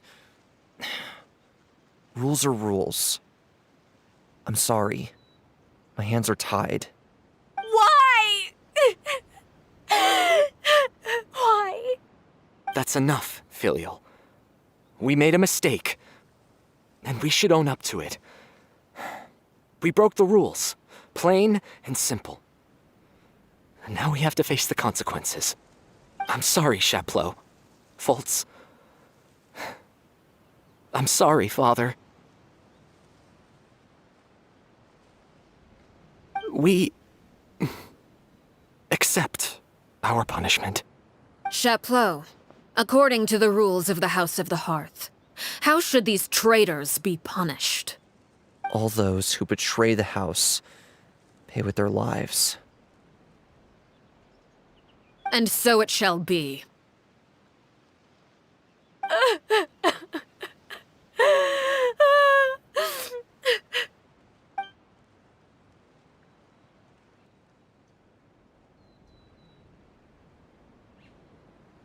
Father, please wait! Something you want to say, Linny? Please reconsider, Father. What Filial and the others did, does it really count as betrayal? We all come from broken families. From the very first day we joined the House of the Hearth, we wanted nothing more than to make it a real home. But the truth is, none of us know what a real home should look like. I'm not saying I have all the answers. All I know is this. Killing Filial and the others may uphold the rules, but doing so will only bring us further away from being a real family than we've ever been. So please, Father, please reconsider. I agree with Linny. Father, please. Linny, you...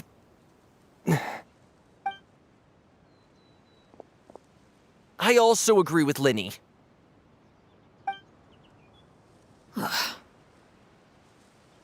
An order once given cannot be rescinded. However, given the extent of your determination, I suppose we shall have to go about this a different way. Draw your weapons and face me. Our weapons?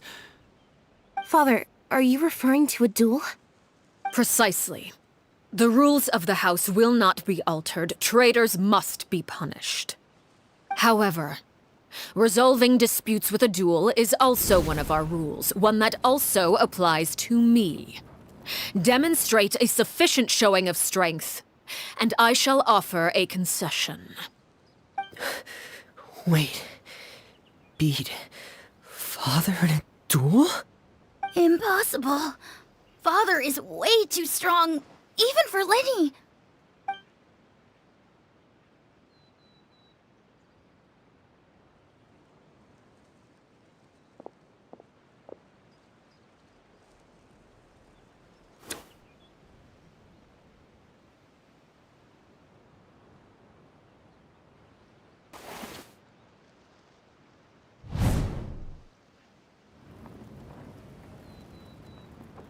Did you hear that, Traveler?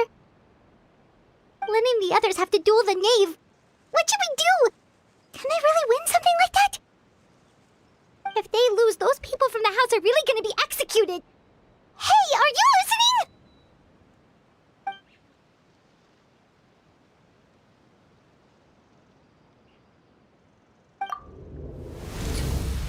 Don't you want to say a proper goodbye at least? Anger makes you impulsive. Sorrow causes you to waver.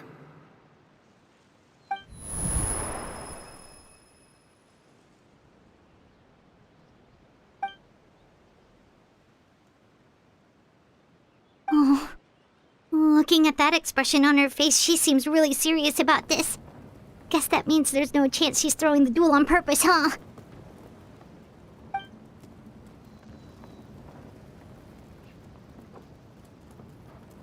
When guests are around, families are often on their best behavior. And any disputes are less likely to escalate. When the time comes, make the choice that you deem most appropriate in the situation, and lend your help to the House of the Hearth. What's wrong, Traveler? Hey, where are you going?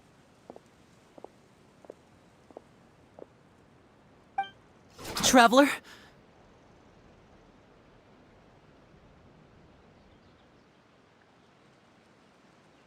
You're asking to join the duel against the knave? I'll allow it. We do have a ready-made dueling ring at our disposal, after all. All I would advise is this. Keep a firm grasp on your weapon, and give it your all. Any less, and you may just lose your life.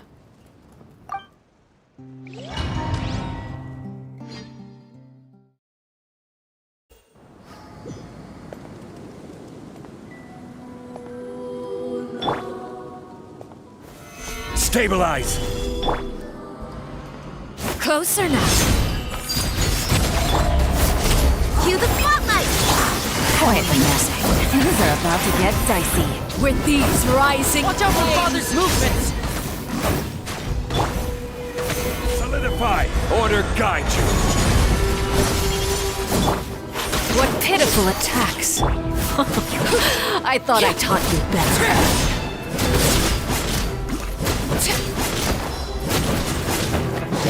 Over here!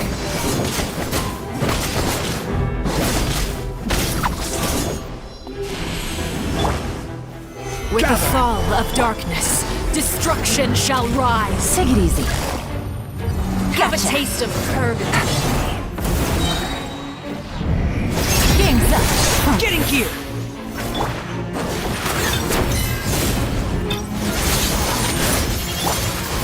Stabilize!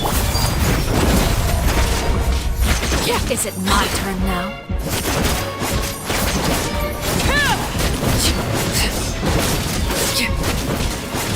Now's our chance!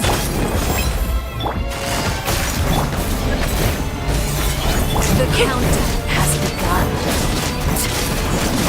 Like a fly tangled in a web. How amusing. With these rising flames. Hang in there!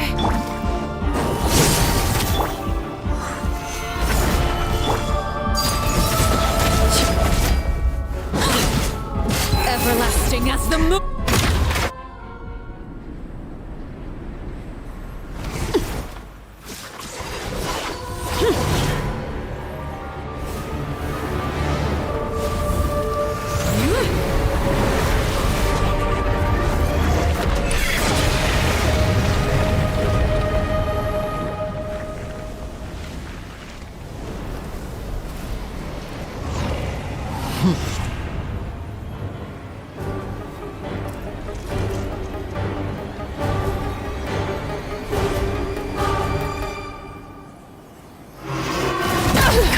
has been seared away. My blade is all that remains. This is order. Quietly now. Gotcha. Here comes the catch. Over here. Transfixed.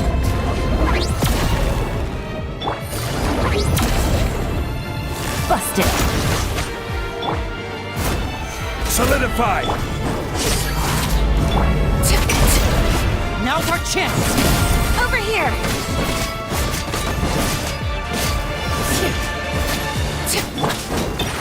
Surprise! Cue the spotlight! Stabilize. Gotcha.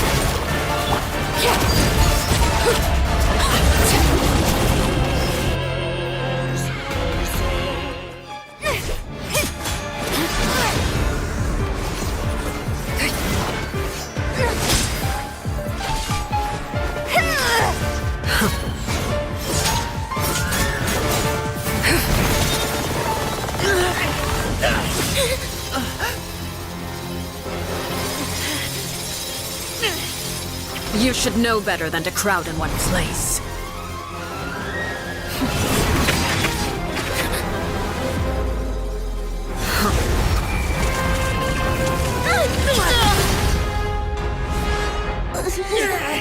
Oh, I know.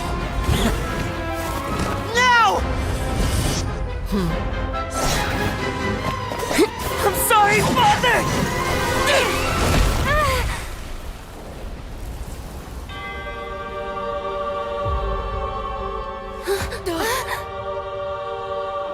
Sorry for what? This pitiful excuse for an attack.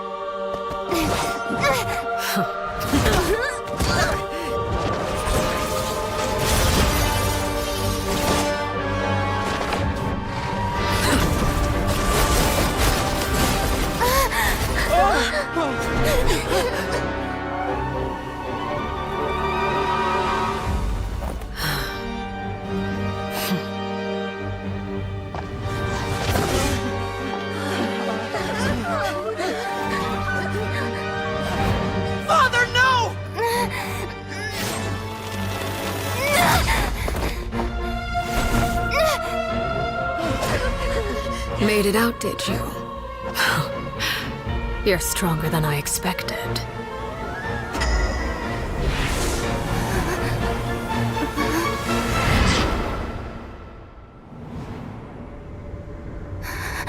A crimson moon. I can't move.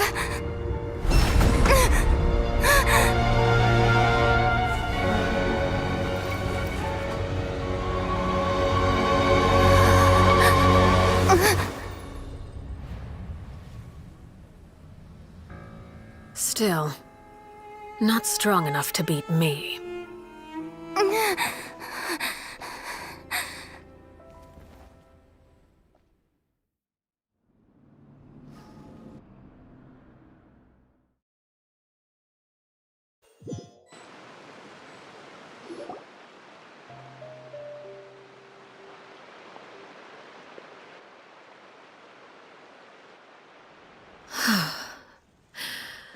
I believe we can end things here. It's not often that we get to enjoy the company of guests, after all. We wouldn't want things to get too out of hand. Brother, are you all right? Lenny! Given that I am the victor of this duel, as agreed, the punishment stands. No! I never thought things would end like this. However, everyone involved in the duel demonstrated a remarkable level of strength and determination. In light of this, I'm prepared to change the method of execution. Elwar, the bottled flames I gave you for safekeeping. Do you still have them? Yes? I wasn't sure what they were for, but I've kept them super safe. I didn't lose a single one. Wonderful. Then, in just a moment, I'll have you administer them. Bottled flames? Indeed. They're the product of a secret experiment. Under certain special circumstances, flames can be extracted from my person and preserved. Once ingested, searing pain will spread across every inch of your body. No harm will come to you physically, but your memories will be burned away. If you can withstand the pain. When you awake, you'll have forgotten everything you know about the House of the Hearth, and will be expelled from the organization. In other words, administering this concoction will kill the version of you that grew up in the house, and give you a new identity.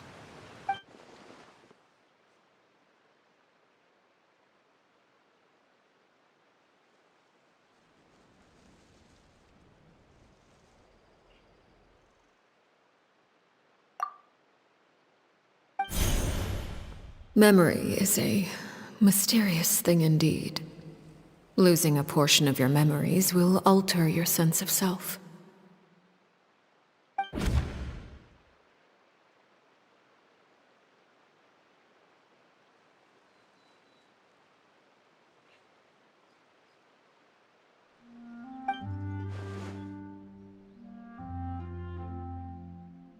So, you're just letting us go, Father?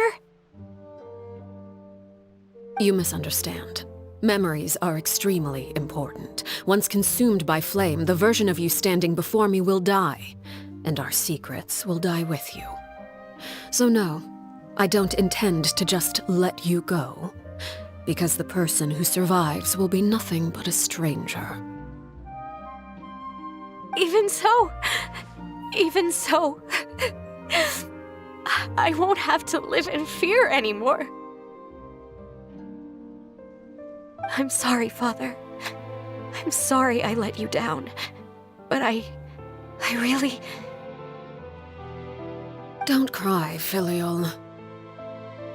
You haven't left the house yet, so there are still rules to be followed, yes? Remember what I taught you. Anger makes you impulsive, sorrow causes you to waver. Don't let yourself be controlled by your emotions. Of course. I'll remember. Dry your tears, and go pursue the life you really want. Yes, Father. Chaplot, Fultz, Elwar, take them back to Poisson. And bring Linny and the others as well. I prepared 3 extra vials of bottled flames. As for whether to take them, the choice is yours. Goodbye, children. The next time we meet, I will no longer be your father. Thank you for all you've done for the house.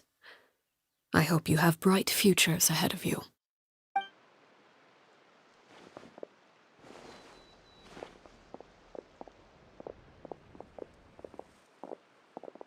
Father!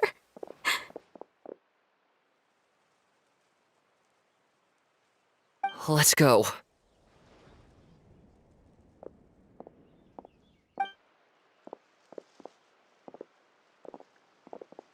Here, grab my arm, Linny. I'll help you walk back. Thank you.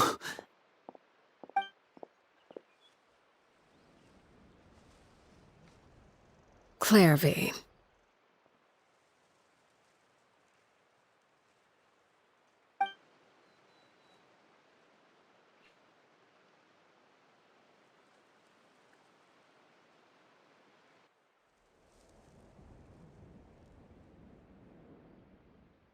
Can we talk now?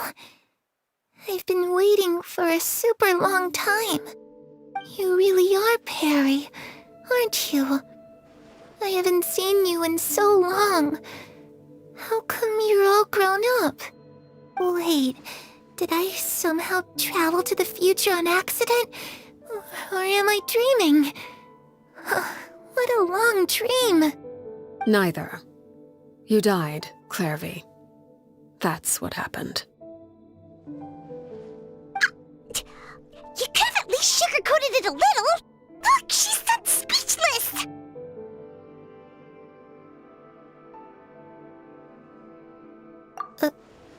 Oh. Okay then. Huh? That's it? You accepted it just like that? Yep. If that's what Perry says happened, then I believe her. Perry wouldn't lie to me. Plus, I don't really need to know why I'm like this. I'm more curious about what happens in the future.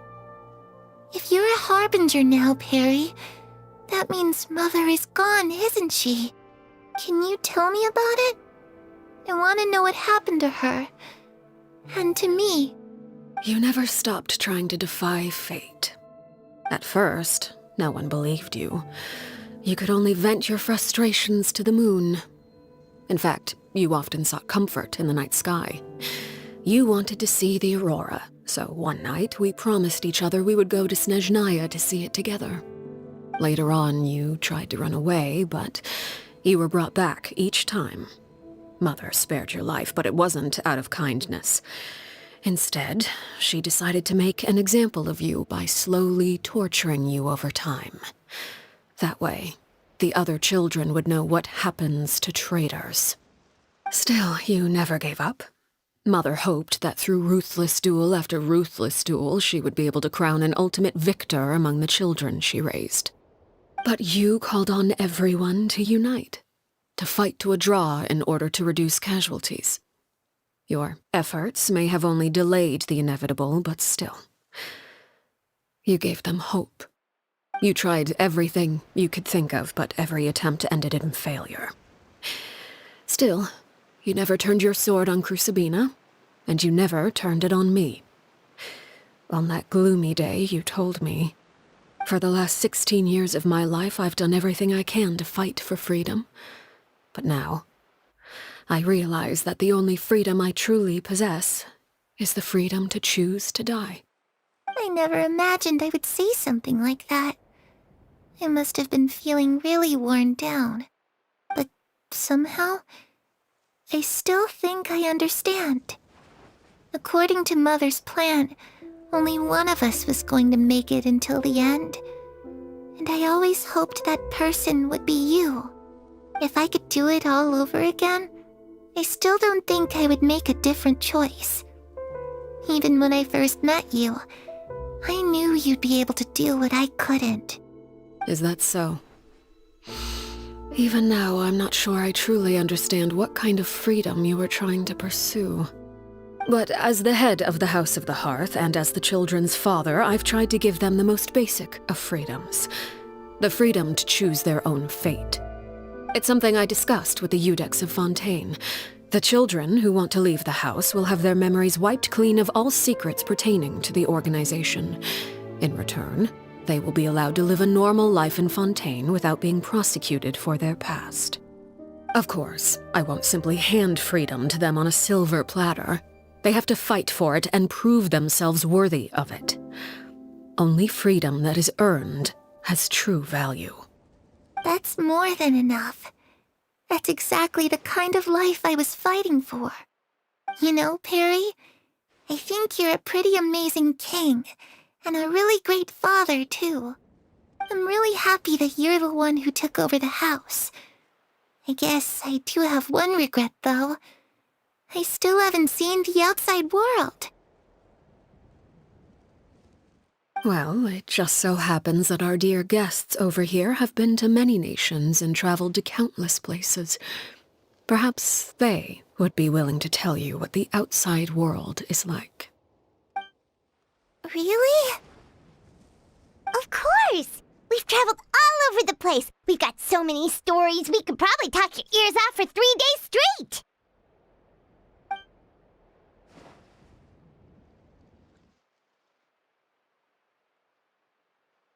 You know, I used to dream of being a bard. Playing the lute while singing into the winds of freedom. Even if there was no one there to listen, I would have continued to sing no matter what.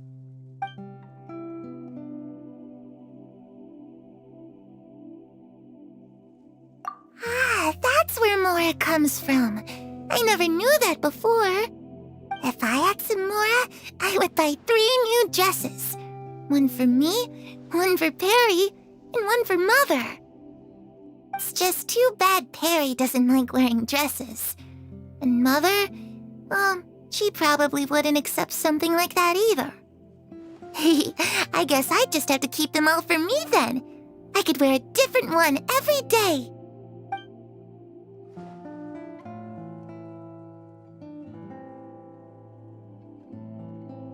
Those yokai you mentioned, what do they look like? I once saw a drawing of this one guy with horns on his head and a super scary face. Are there any yokai like that? Oh, sounds like you're talking about an Oni. Yep, we've met one, and let Paimon tell you, they're not nearly as scary as they look.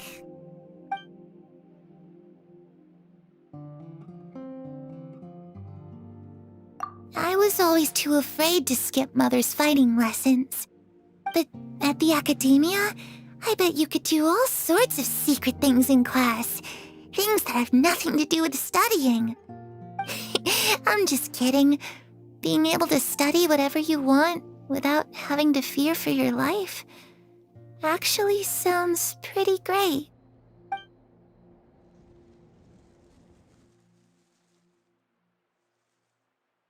The situation was super dangerous. Lenny and Lynette were accused of committing a crime, and they were going to have to stand trial at the Opera Epicles. Oh no, that must have been hard for all of you. What happened next? Don't worry, we were able to turn the situation around super quickly, all thanks to Detective Paimon, of course. How'd you do that? Come on, tell me. Okay, so it was like this. After the failed magic show, we rushed to the scene and...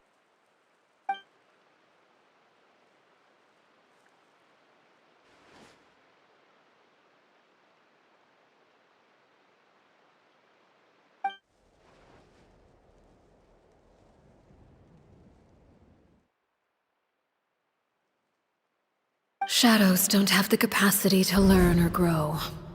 Any new information they encounter is quickly forgotten over time.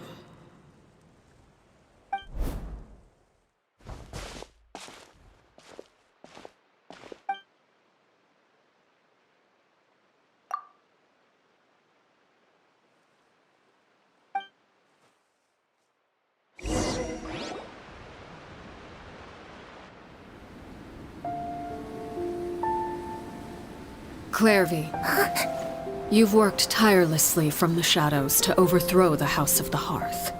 Now, by my authority as the Knave, I shall announce how this matter ends. You are hereby expelled from the House of the Hearth. You are no longer tied to this place, nor are you bound by its rules. You're saying that I can finally leave? I get to experience the outside world as well? Oh, I almost forgot. There's no getting older for me. Still, seeing who you grew up to be makes me really happy, Parallare. Take care of yourself. Goodbye. May we meet again someday.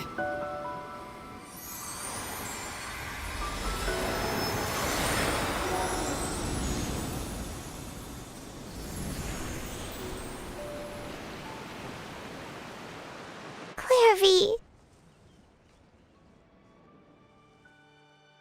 She left so soon. Paimon didn't even get to finish her story. I also have certain sentiments left unsaid. I wanted to tell her that the aurora I saw in Snezhnaya was just as beautiful as the ones in the pictures. But a shadow's memories reset at dawn. Had we delayed any longer, we wouldn't have had the time to say goodbye. Whatever regrets may linger, let them be lost to the coming of a new day. Father? It's Linny! Hey, Linny!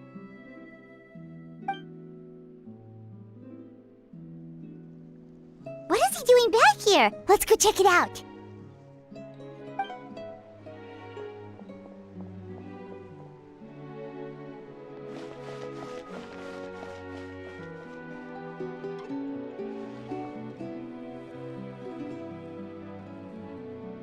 Father, the bottled flames have been administered.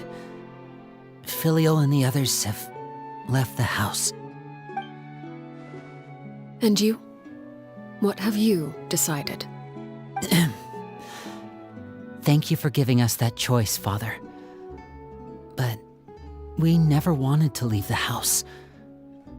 It's the only home we've ever known. Lynette and Fremine feel the same way.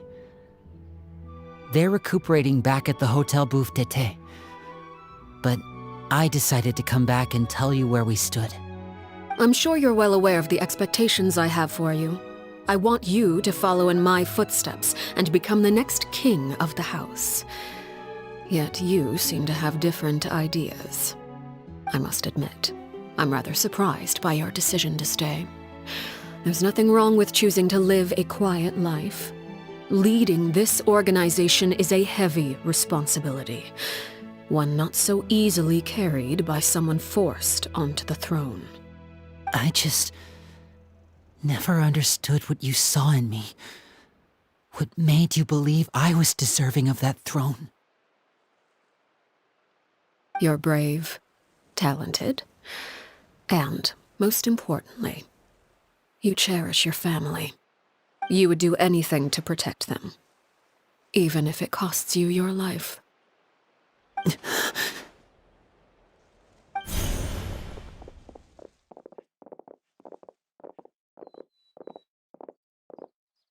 Speaking up back there was so brave of you, Linny.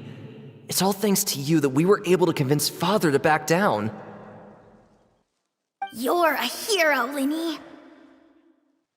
Hero? Father is the real hero. Had Father gone all out during the duel, there's no way I would have walked away with my life. She must have had it all planned from the beginning, from the very moment she suggested a duel. I'm not deserving of that title. I'm not strong enough or smart enough. You're wrong. In my opinion, all you need to be deserving of the throne is conviction and the necessary strength to act on it. We may have different ideas of what it means to be a family, but you can hardly be said to lack conviction. What you truly lack is strength. For someone of your talent, though, that's something that will come with time. Even without that strength, you still chose to face me in a duel, even though the odds were stacked against you. That capacity to honor your convictions is what I truly see in you. Father. No one knows what the future holds, what tragedy or triumph may be in store. Being at the head of this organization requires the strength of will to face whatever comes. Caution will only hold you back. If reaching a certain standard were required to go after what you want, I would never have succeeded in killing my predecessor. Back then, there was still a considerable gap between our abilities. Strength may decide the ultimate victor, but those who let a lack of strength dictate their decisions or undermine their convictions will never be worthy of the throne. I understand, Father. Thank you. Children must grow up to surpass their parents. Only then can a family continue to flourish. The road ahead is not an easy one, so I'll ask you one last time. Are you certain you want to stay? You've done so much for me, Father, and that kindness must be repaid. Plus, with Project Stuja at hand, there are many dangers ahead, and I, for one, don't intend to back down. Protecting my family at all costs. That's my conviction. Then you're welcome to stay. As for Project Stuja, you need not be too concerned. If those cowardly businessmen and heartless dignitaries try to take us down, I'm prepared to teach them a lesson. Having members who longed for the light was our organization's last weakness. With those members no longer among our ranks, The House of the Hearth is like a spider hiding in the shadows. We need only wait for our prey to come to us. At present, our imperative is to use their plan to our advantage. In doing so, a crimson moon shall rise amid the frigid blizzards of winter. No demonstration of loyalty shall go unrewarded, and no sacrifice shall be in vain. As for the two of you, whether we meet again as friend or foe, I'll remember the camaraderie we shared in this moment. No matter how arduous the journey ahead, I hope we both reach our desired destination.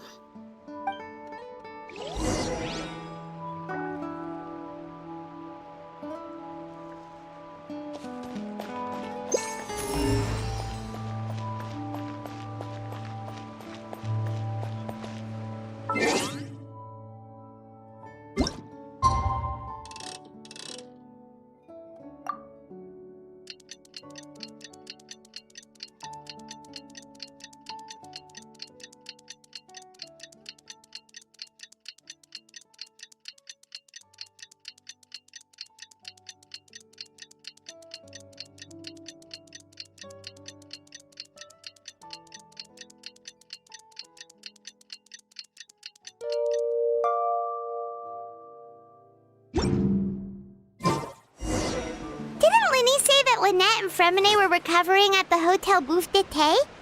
Oh, Paimon wonders how they're doing. Maybe we should go check on them.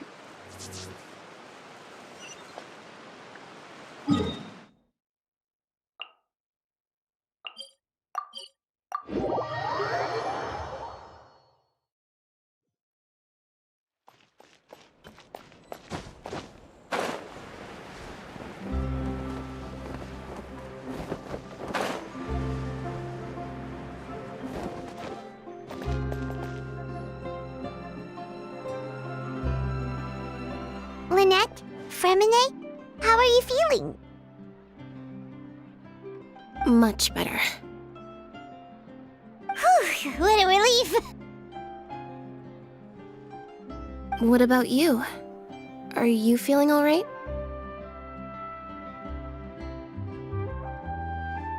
I knew you'd come out unscathed. Us, on the other hand, well, we've been bedridden for 2 days. I couldn't even turn over.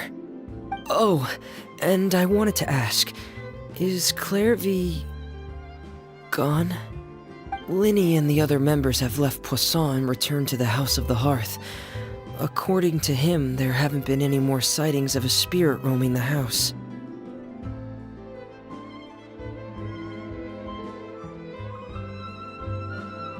I see. I'm glad. Father came to check up on us 2 days ago and told us about what happened with Crucibina and Clairvy. Actually, I've met Crucibina before.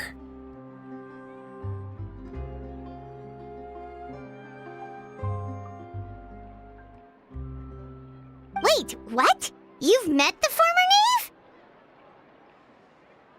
Crucibina died a year after Clairvy. It was during the year between their deaths that I joined the House of the Hearth. Crucibina had an extremely cruel and radical way of doing things. While she was alive, the atmosphere in the house was suffocating. When I joined, though, the experiment she valued so much had already come to an end, and all the people involved, dead and injured alike, were gone. Crucibina never talked about the past with us newcomers. A couple of months after I joined, Father killed Crucibina and burned all her files.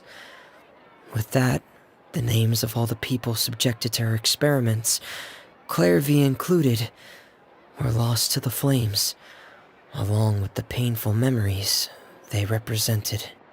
Father took in Lenny and me a couple months after that, but she never mentioned anything about Crucibina or Clairvy.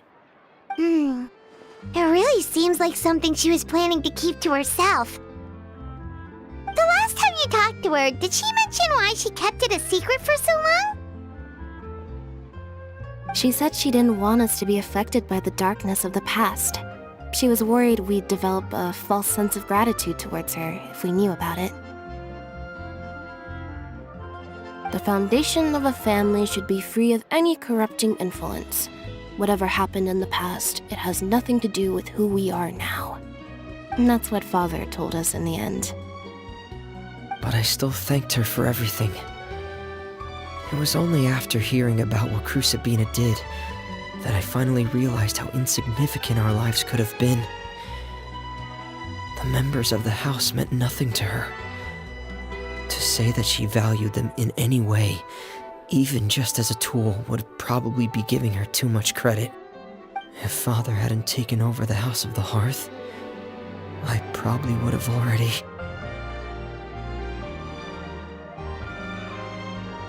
Father rarely brings up the fact that she saved us.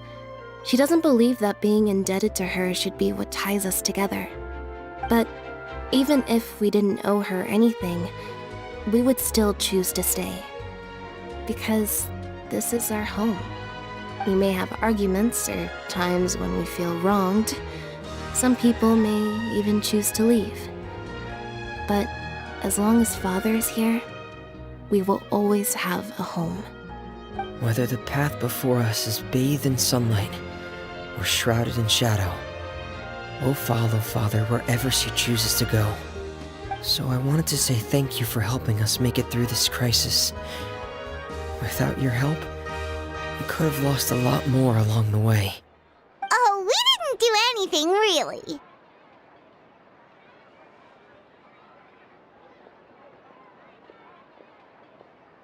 Of course. You're welcome anytime. Are Filial and Nantoy okay?